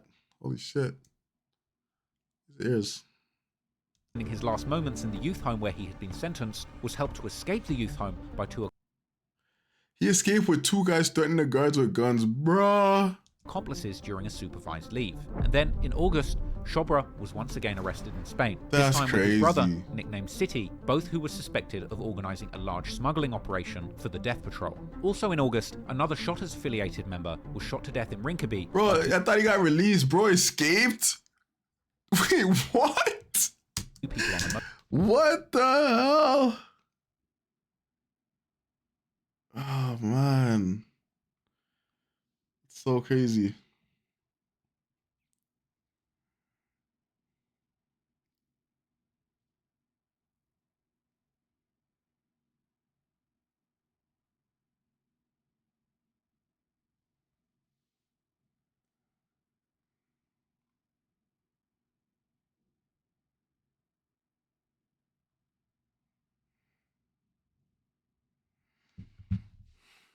Motorbike in what Swedish Damn, you police deep in this. described Yeah, man, we're locked in. Is it almost done? Yeah, it's almost done. execution of a gang leader. The victim was a man called Captain, who was an alleged leader of the Shottaz' younger faction, the so-called FLG, or Filterless Guys. The murder was rumoured to have been connected to their beef with another gang, the Husby's Hyenas, from the nearby suburb of Hyenas? Interestingly, Yo, that's crazy. Bro, motherfuckers, yo. Imagine your mascot being a hyena, dog. not too long ago had done a song together with the rapper But he got captured again after escaping. Lelo, who was allegedly a prominent affiliate of the gang from Husby. Reportedly, the police were looking into a recent music video that the rapper had released about a week before the murder. A music video which appeared to portray the murder plot, with one scene where 3 men are looking at a photo of their... Chat, I'm starting a winter Sweden fun. So we're gonna go snowboard in Sweden. Yeah, so just give me all your money. Future victim on a phone screen, with the Starting police a trying to winter. determine We're gonna go snowboarding and skiing in the Alps, all on y'all dimes. So y'all wanna contribute to the shits? Just yeah. Y'all know where to find the links and shit. Phone on the phone screen was in fact Captain. Apparently the image was ultimately too blurry to make any definitive conclusions, but this video seemingly sent a message. It appeared that the conflicts in the suburbs of Järva were getting increasingly messy and complex, with Swedish news describing the Husby Hyenas being at war with the Filterless Guys and suggesting that children had been given money and weapons to wage war by the older members. In the midst of all of this violence in the streets, unsurprisingly, the gangster rap wave in Sweden was booming. In October, YASIN released another album, More to Life, which came with an interesting cover depicting himself bloodied with a bag full of arrows. Yeah, the that's album a crazy continues on album. the same gangster rap style as his earlier releases, although with a much more mainstream sound. Member of the Hyenas clan has seen his mom. His mom got shot and killed 2 days ago, and it wasn't included in this documentary because it was recent. Still, in the song On Sight, he would rap in Damn. the chorus how the war remains active and how he's a criminal for life, implying that this gang war will continue going on and on. However, already the next month, he would release a song with a singer called Miriam Bryant, with the title translating to Give Up Again, a genuine mainstream pop song which received huge mainstream success, actually becoming #1 on Spotify Sweden's top 50. Yo, Yasin was doing almost his 500,000 plays in thing, 24 yeah, yo, hours, that and yo, bro. When you do your thing like that, bro, they will even target you even more, bro. You feel me? When they see like, yo, the ops see that they're coming up, the rivals coming up, doing all these big things, they get heated, dog. They get heated. Maintaining the top spot for weeks. Soon after this, YASIN would appear on the Swedish public service broadcaster show focused on pop culture, where he would indicate that he had left the criminal gang life behind for good at this point. They get It seems that finally, heated. at the height of his career, YASIN may have actually been able to escape the gang life that took so many of his friends. Guy made it out the hood, holy. Unfortunately, not long after, exactly 1 year after Poy's death on New Year's Eve, YASIN was once again arrested. But this time, the reason was even more surprising, as he was suspected of taking Kidnapping? the plot to kidnap the rival upper Bro, the way it seemed like his name was buzzing, bro. I guess you could never really leave the shits, huh? Hard to explain just how serious this situation is. These were two of the biggest gang-affiliated rap stars in Sweden at this point, with one Reddit post describing the situation as if Drake had been arrested for the kidnapping of Travis Scott, or the Tory and Meghan shooting situation, only much wilder. The baby-faced Swedish gangster rapper EINAR had built a serious buzz for himself in the years preceding his tragic fate. However, his position in the gangster rap scene and his proximity to real gangsters running the suburbs of Sweden was both part of the appeal and a serious threat. Spending time during his come up in the Darlin district in Stockholm, he would rub shoulders with... Yo, Shottaz, anybody in the chat that hasn't already followed up? Follow up. 5 away from our follower goal. Don't be afraid to subscribe as you get free TTS if you're subscribed to this channel like this.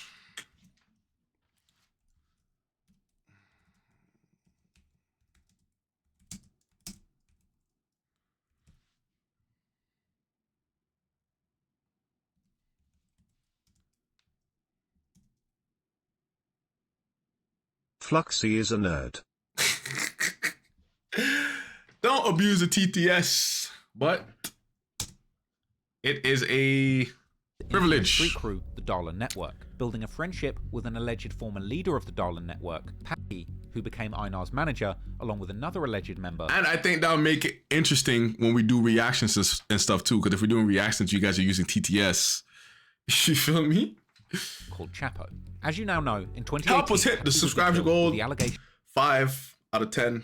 That Chapo was responsible, ultimately leading to a trial where Chapo, let's run it back, EINAR's manager, building a Darlin district, was both part of the appeal, rap scene, and his proximity to real gangsters running the suburbs of Sweden was both part of the appeal and a serious threat. Spending time during his come-up in the Darlin district in Stockholm, he would rub shoulders with the infamous street crew, the Darlin Network, building a friendship with an alleged former leader of the Darlin Network, SHACKI, who became EINAR's manager, along with another alleged member called Chapo. As you now know, in 2018, SHACKI would be killed, with the allegations that Chapo was responsible, ultimately leading to a trial where Chapo would beat all the charges. Well, and now you know more about the bloody and years-long gang war that followed. It's no surprise then that EINAR's position at the top of the Swedish drill community would be contentious. The later rumours were that the Darlin Network, who allegedly were involved in the early career of EINAR, had become resentful towards the rapper after his career had blown up. Apparently, they had been left out of lucrative deals. Later, extensive police reports reveal they'll hit you when you come up. Much of these revelations were based on the fact that just as EINAR's kidnapping was being planned, the police in Europe had gained access to messages between thousands of criminals who had been using an encrypted communication network made by the company called EncroChat.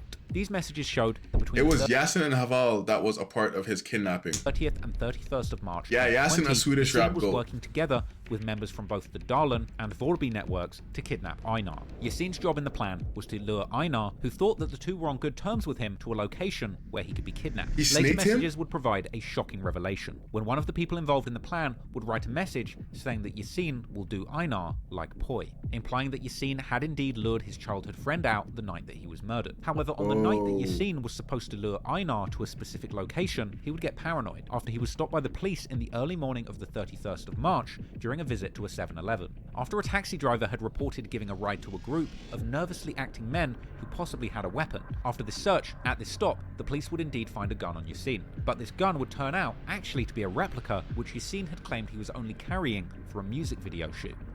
A replica? What the fuck?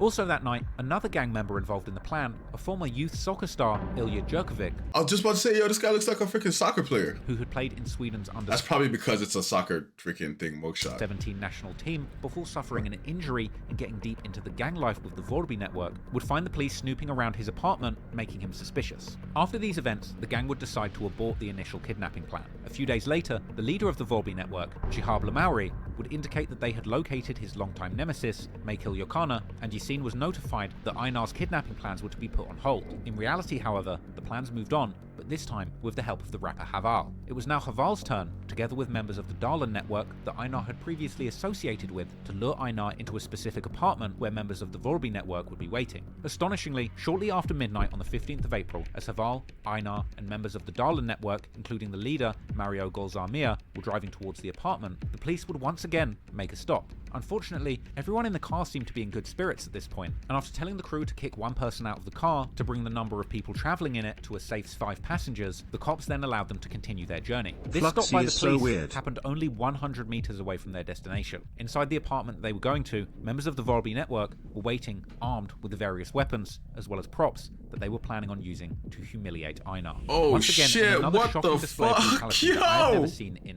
any gang EINAR. Armed with the various weapons, as well as props that they were Why were they trying to get EINAR like that? What EINAR do? On using to humiliate EINAR. Once again, they had a dress ready for bro. With the various weapons, as well as props that they and dog leash. Oh my goodness. Planning on using dog bowl, chicken, scotch tape. I mean, duct tape. To humiliate EINAR. Once again, in another shocking display of brutality that I have never seen in any gang story from Australia to Chicago. They're trying to make EINAR Shakira. EINAR captive, forcing him to dress up in women's clothing and drink from a dog bowl amid beatings whilst photographs were taken. The motive was to use these photos to extort the rapper for money. They would also post a photo of a gun and a Rolex day date that they had seemingly taken from EINAR. After the members of the Volby network were done humiliating and torturing EINAR, he was taken by Haval and some others to a location where he would further hand them a gun and 2 golden chains. So they actually so YASIN was the one who set up the shits? So I thought this shit made it seem like they got EINAR got the drop, but in fact they were successful with the thing. Crazy.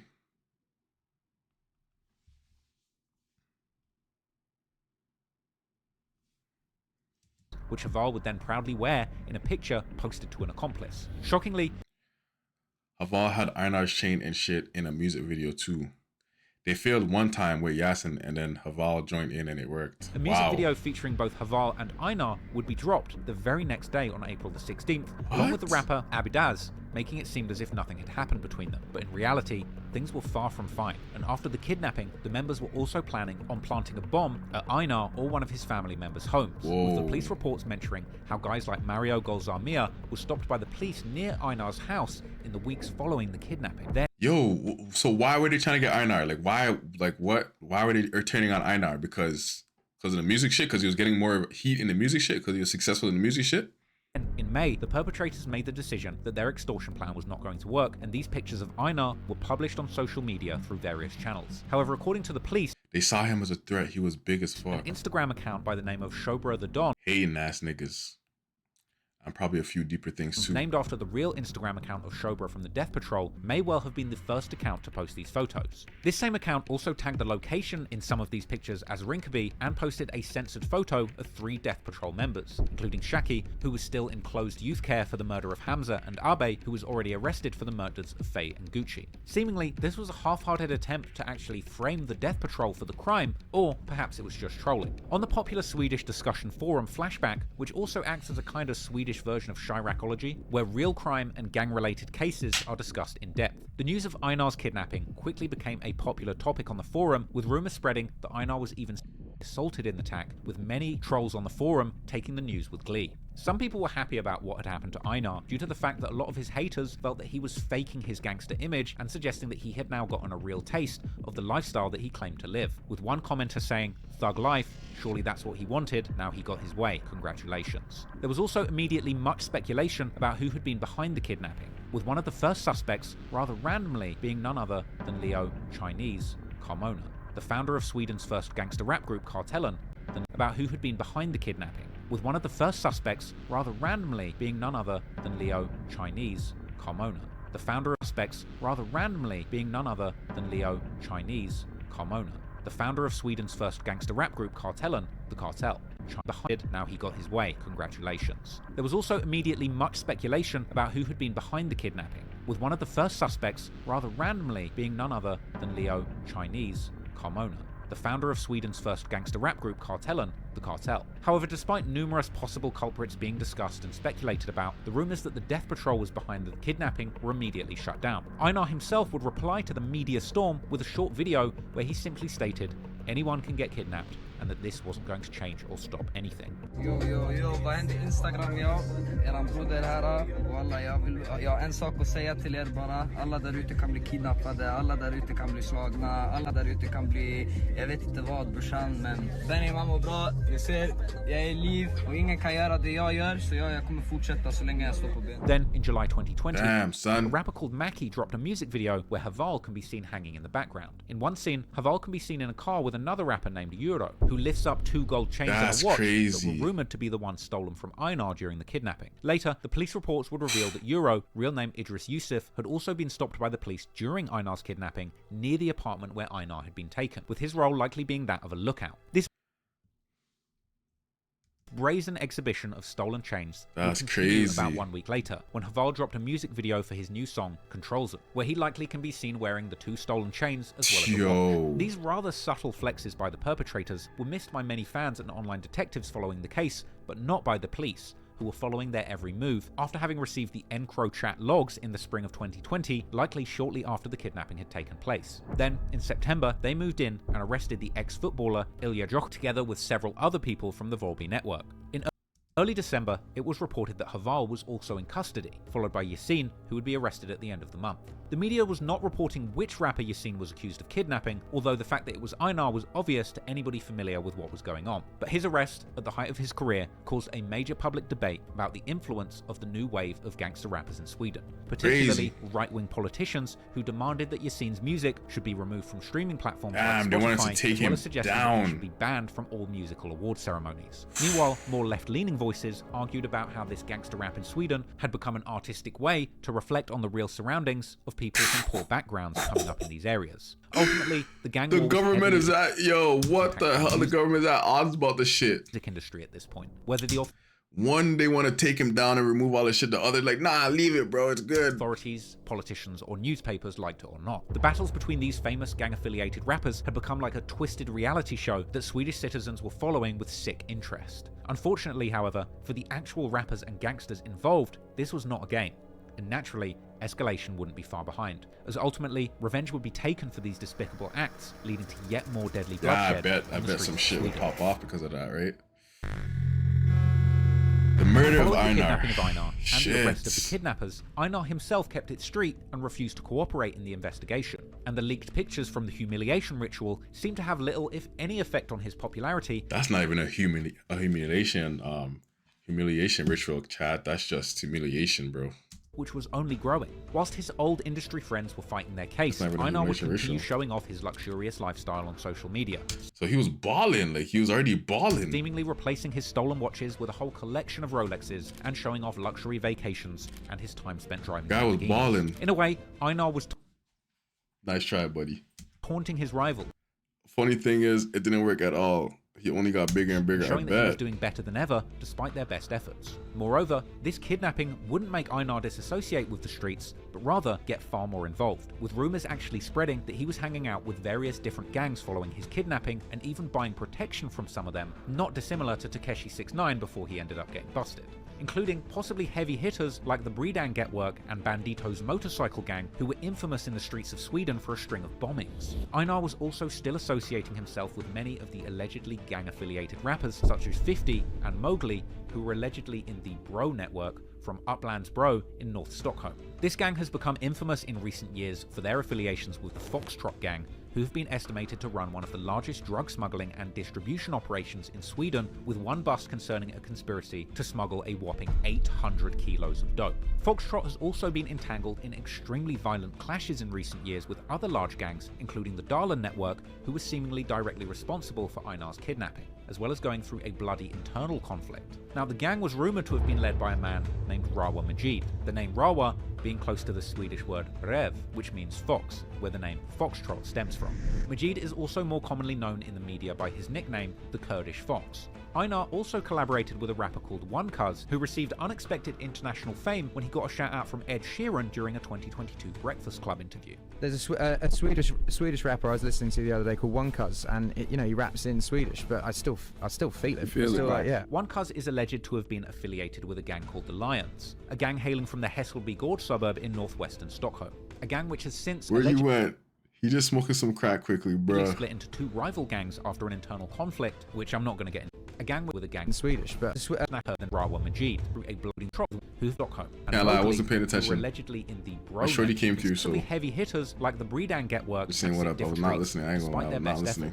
Moreover, this kidnapping wouldn't make EINAR disassociate with the streets, but rather get far more involved, with rumors actually spreading that he was hanging out with various different gangs for EINAR was chilling with Ed Sheeran following his kidnapping and even buying protection from some of them, not dissimilar to Takeshi 69 before he ended up getting busted, including possibly heavy hitters like the Breedan Getwork and Bandito's motorcycle gang, who were infamous in the streets of Sweden for a string of bombings. EINAR was also still associating himself with many has a song with Ed Sheeran gang-affiliated rappers such as 50 and Mowgli, who were allegedly in the Bro network from Uplands Bro in North Stockholm. This gang has become infamous in recent years for their affiliations with the Foxtrot gang, who've been estimated to run one of the largest drug the media label is Foxtrot smuggling and distribution operations in Sweden, with one bust concerning a conspiracy to smuggle a whopping 800 kilos of dope. Foxtrot has also been entangled in extremely violent clashes in recent years with other large gangs. He raps in English on that song. Network, who was seemingly directly responsible for EINAR's kidnapping, as well as going through a bloody internal conflict. Now, the gang was rumored to have been led by a man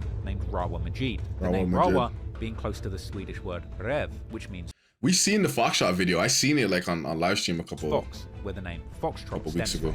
Majid is also more commonly known in the media by his nickname, the Kurdish Fox. EINAR also collaborated with a rapper called One Cuz, who received unexpected international fame when he got a shout out from Ed Sheeran during a 2022 Breakfast Club interview. There's a Swedish rapper I was listening to the other day called One Cuz, and you know, he raps in Swedish, but I still feel it. Yeah. One Cuz is alleged to have been affiliated with a gang called the Lions, a gang hailing from the Hässelby Gård suburb in northwestern Stockholm. Chat, we listened to One Cuz here.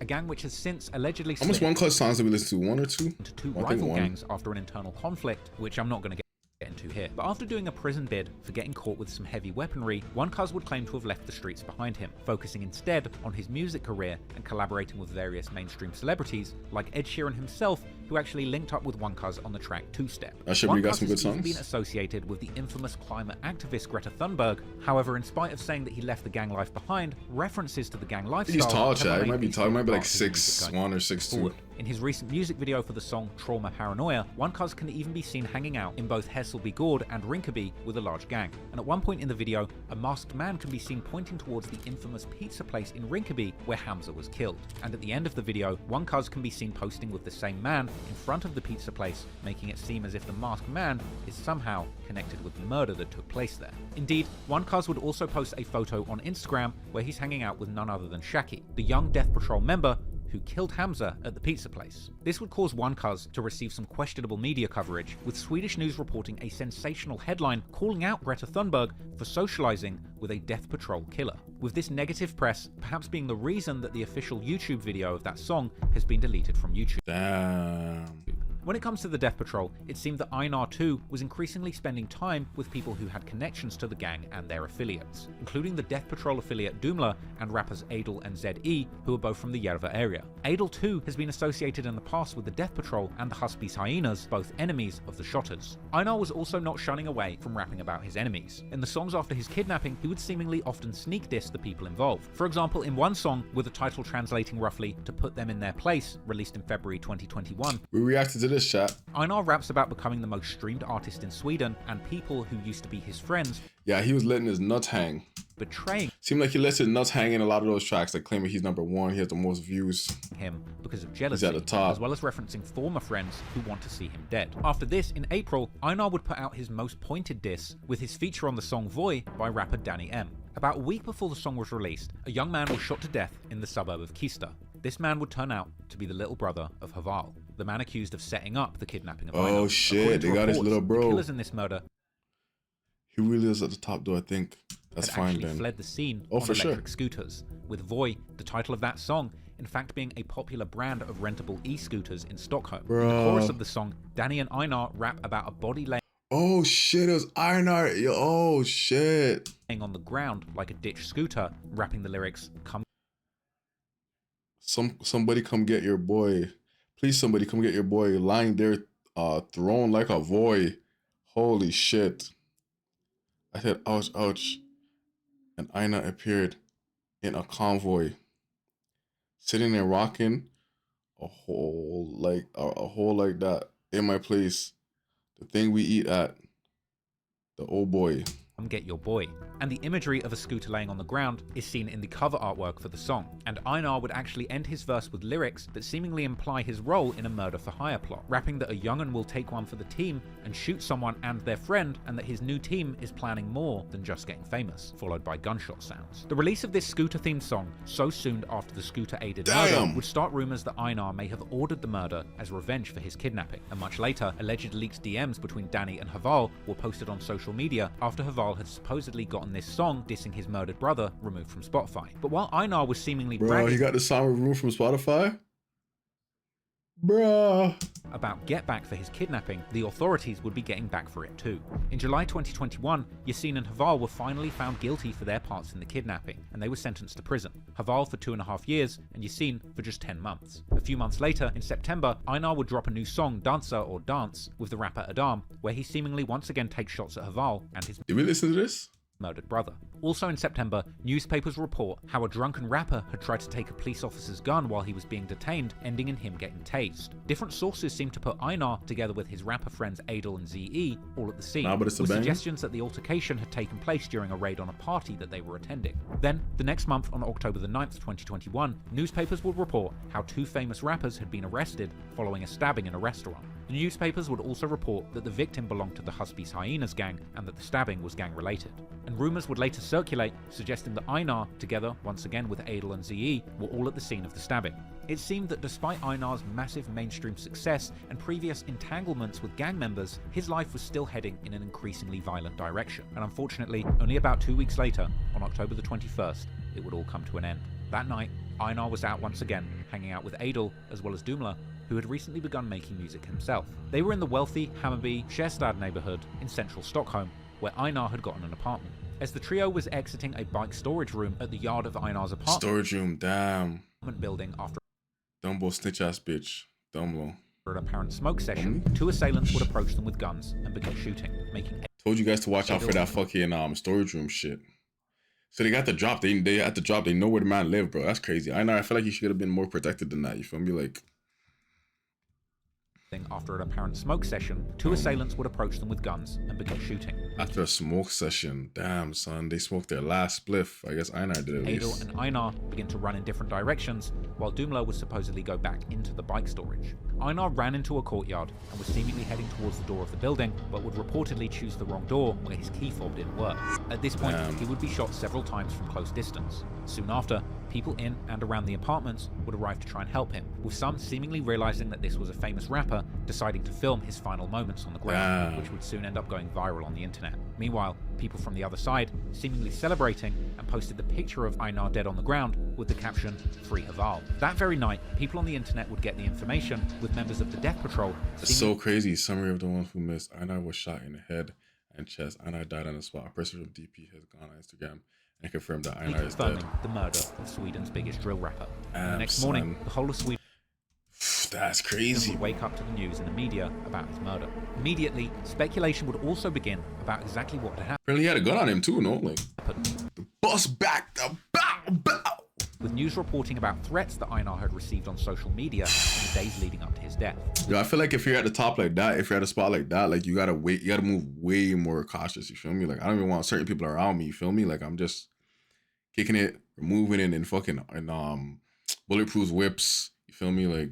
The news would even claim that money had been put on his head following the recent stabbing incident, and it was that event that apparently made EINAR particularly fearful for his life. The witnesses. Wait, so it was EINAR that got stabbed? He was armed sometimes, but most likely not at that moment. And there was 2 shooters, so even harder. Yeah. It also said. Yeah, man, a Toronto rapper went out like that. They were stalking him outside this condo, and then when he finally came out, and he actually had 2 shooters with him, and they ran down on him and they shot him. And the shooters were absolutely useless. Nah, he suspected he stabbed someone and he'd been sentenced before stabbing. Okay. The killers themselves were actually the ones sentenced before for stabbing. Who had seemingly filmed the body of EINAR after shooting him, with some wild claims even suggesting that the killers had actually broadcast. Matt had a 30 and still was useless. Yeah, bro, you remember that? Remember that, Belly?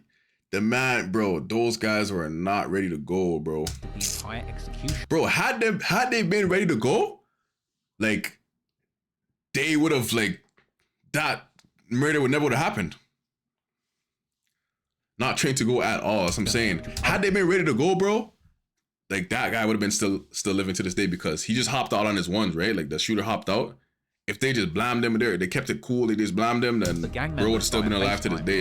Implying that these were actually contract killers. But those guys, they weren't ready to go, man. They're just some youngins with some guns. There would even be videos circulating where two masked men seemingly claimed the murder whilst listening to that song Voy by EINAR and Danny M, where EINAR had supposedly dissed Haval's dead younger brother. However, despite that shooter was a vet versus rookies, literally. Max Prestige versus level 1, yeah. An intensive investigation, the shooters of EINAR were not caught, and soon the folks. John Wick, how the shooter jumped out the freaking whip and ran down. You feel me? Like, it was crazy, bro.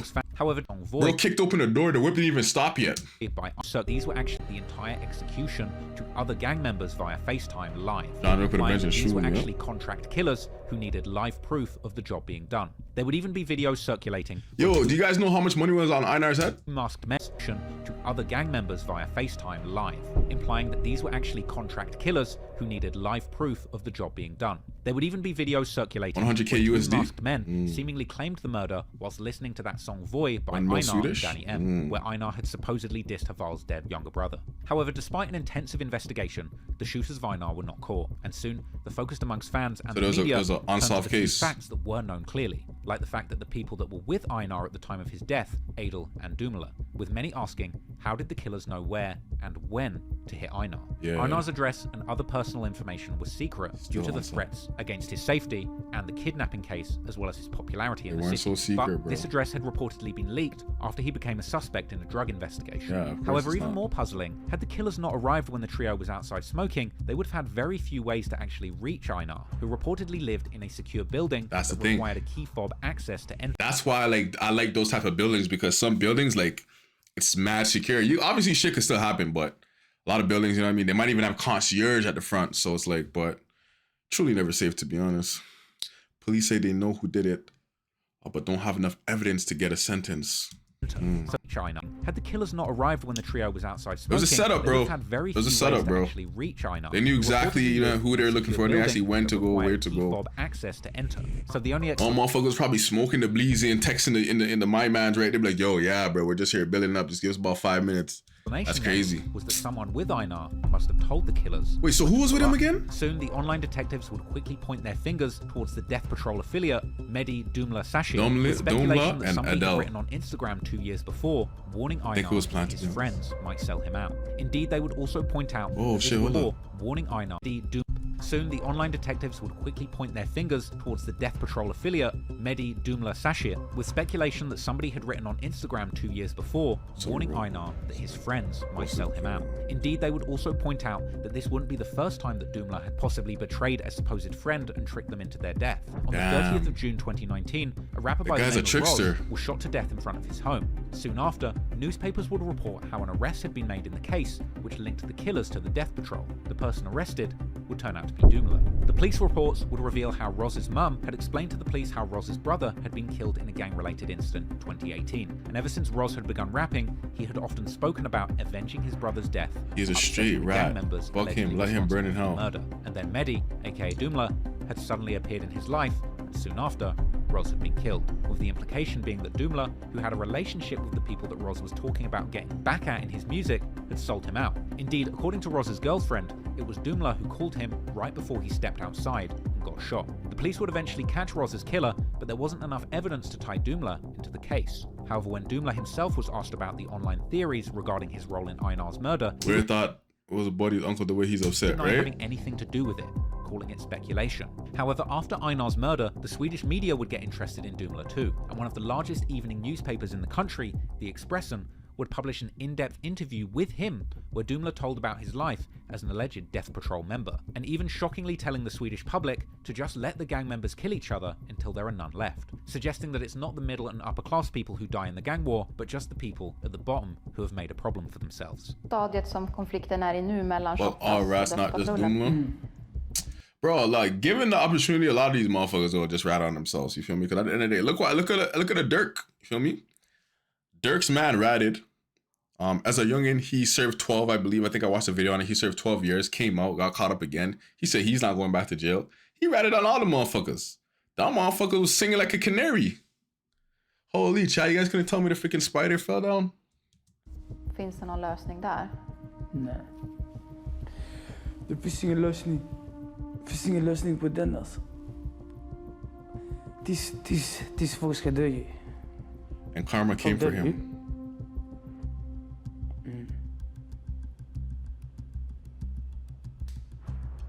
Och då mammor som förlorar sina söner, pappor, sina Mothers losing son, barn också. fathers losing children as well. Och ett helt samhälle som blir Just påverkat av att ni är några killar som skjuter Think about you varandra och with mördar little boys. varandra. They're shooting Är and det murdering rimligt each att other. fortsätta den banan? Det låter inte rimligt, men... Ja, det låter inte rimligt, nej. Men folk måste bort ju. This interview would anger the right-wing media pundits who saw it as glorifying gang life. Moreover, they would point out that Dumla had one particular crime in his past which was so horrendous that it should disqualify him completely from getting any kind of publicity in any context. Months after Einar's murder, in May 2022, a newspaper would report that a man with a known gang affiliation who knew Einar was suspected of aiding and abetting his murder. Dumla is a rapist, by the way. Don't kill me. Whoa. Gang rapist?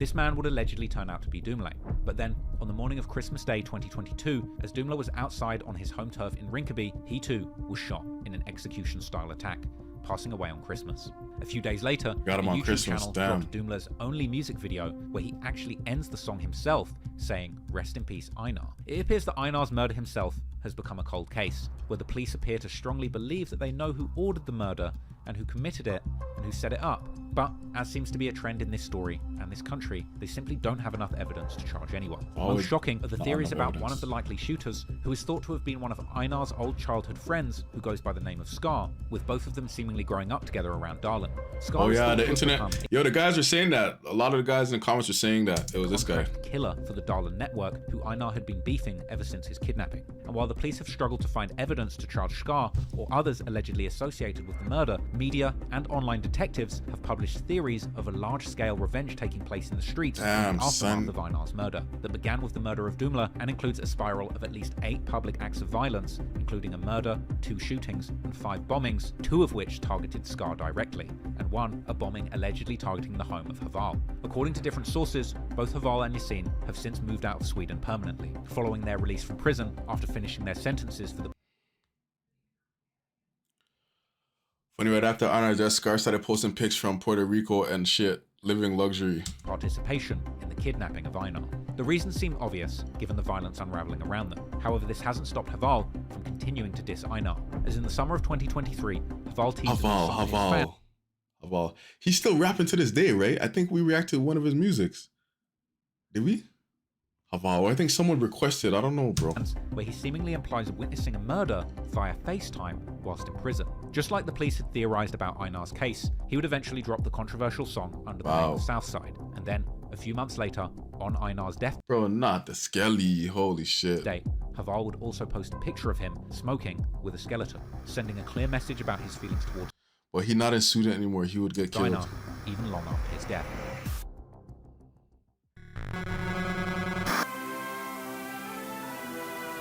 Oh man, that's crazy, man. That's crazy.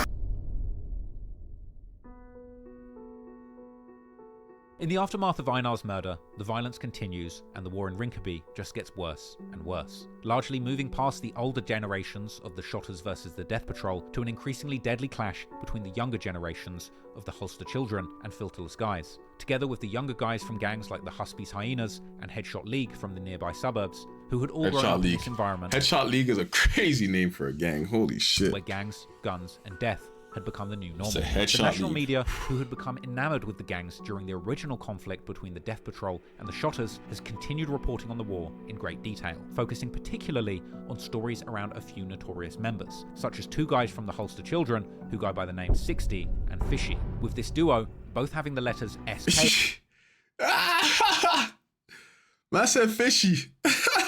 allegedly standing for Shottaz killers tattooed on their hands. They were likely recruited by the K children who go by Lelo, Death Patrol, and the National, who had all grown up younger guys, moving past the older generations of the Shottaz versus the Death Patrol to an increasingly deadly clash between the younger generations of the Holster children and filterless guys, together with the younger guys from gangs like the Huspies Hyenas and Headshot League from the nearby suburbs, who had all grown up in this environment where gangs, guns, and death had become the new normal. The national media, who had become enamored with the gangs during the original conflict between the Death Patrol and the Shottaz, has continued reporting on the war in great detail, focusing particularly even the media is just on it. Like, the media knows, like, particularly on story. Yo, chat, believe it or not, people will do crimes just to get a news article on them. You feel me? Like, people think like that. This is true. People will do shit just to, like, make a name for themselves, essentially. Around a few notorious members. Especially if they see, like, the other side getting news articles. You got criminals getting interviews and shit.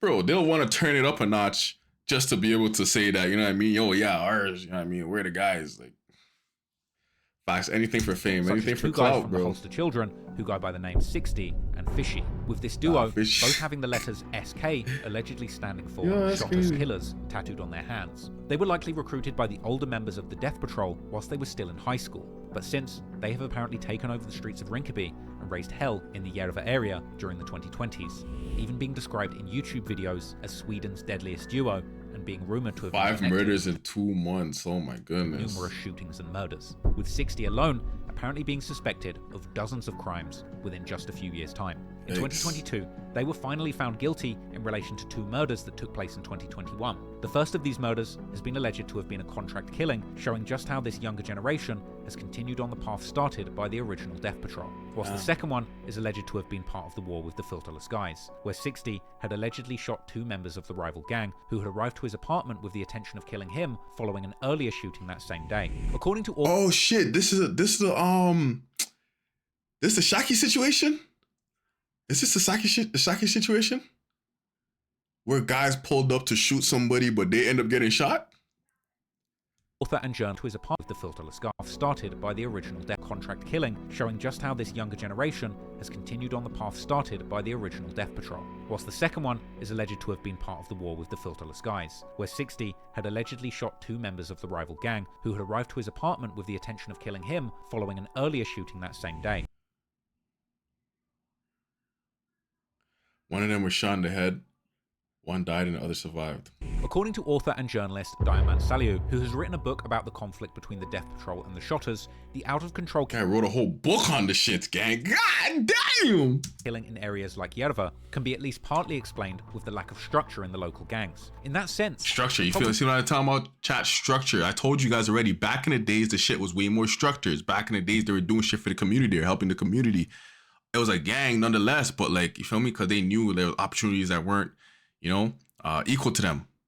But as time goes on, whether the older heads get locked, whatever it might be, the chain just gets broken. You feel me? It's like a broken record. You feel me? Problems in Sweden and then actually kind of follow. Shit's never how it started off in the first place. With a fracturing of former large gangs with strict leadership structures. Wow. You see what I'm saying? You hear chat? Listen up. Like Chicago gangs. In that sense, listen up. The problems in Sweden actually kind of follow the gangster disciples. Common trends in places like Chicago, with a fracturing of former large gangs with strict leadership structures.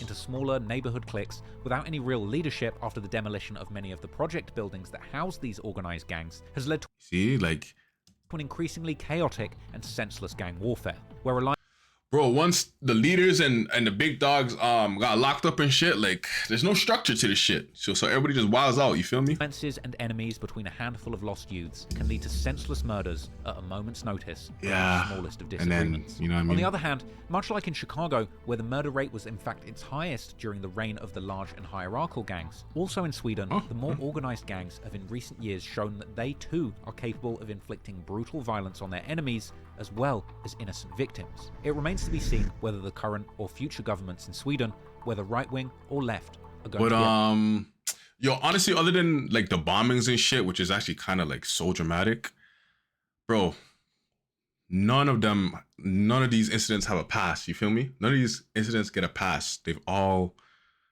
are, you know, it's still senseless, you feel me? innocent people getting hit. Crowds are getting shot up. You feel me? It's not even just like, oh, you're getting one guy. Like, people are shooting up crowds. People are shooting up late. These are mass shootings. You feel me? They always like to talk about, oh, like the white people and the school shootings and da-da-da. But mass shootings, like obviously school shootings a lot different, but the mass shootings have been a thing. And sadly, it happens in gang warfare too. You know, it's mass shootings. That's like terrorism stuff. So it's not, I mean, it's not nothing new. Able to solve this issue. But in order to find a long-lasting solution, they will have to solve the core issue. Lots of innocents so many kids in Sweden or injured now too, feel that the path of gangs and crime is the only one where they can find meaning. For YASIN, it seems that he has finally been able to move past that mindset, focusing instead on his rap career and raising a family far away from the dangers of... Honestly, chat, bro, like the streets is not the only way. And it's so crazy because, you know, I've been through some shit. After a while, I asked myself, I was like, yo, what is going on here? What do I do here? You know, there's one time in life where I told myself, yo, it's either I make it out or I die here. You feel me? And yeah, you know what I mean? But there's other ways to make it, man. There's other ways to make it. And sadly, some people don't see past a block. You feel me? Some people have tunnel vision. Because if you grow up in a certain area, you grow up seeing certain shit, that's all you know, right? Rinkaby. But others, like EINAR, anyway, bro, it's late as fuck. I really gotta go to bed. All right, man. Is that no matter what Take it easy, bro. you come from, the fine line between gangster rapper and gang member must be walked carefully. Because just one wrong step can be the difference. Fine line between gangster rapper and gang. Like, yo, if you're not, like, gangster rap, low-key should just be observed, like, saved for gang member. Like, sadly, but true. Like, why would you want to be a gangster rapper but not a gang member? You see me? That's where that fake shit comes in. Fame and glory, or an early grave. I hope you found that story interesting. I learned a lot researching it, and it really made me think about W research, bro. Yo, Fluxy probably helped this motherfucker with half of this information, bro. The way Fluxy's moving, bro. Yo, chat, if you haven't already, please hit us with the follow button over here on Kick. I appreciate all y'all. That was dope.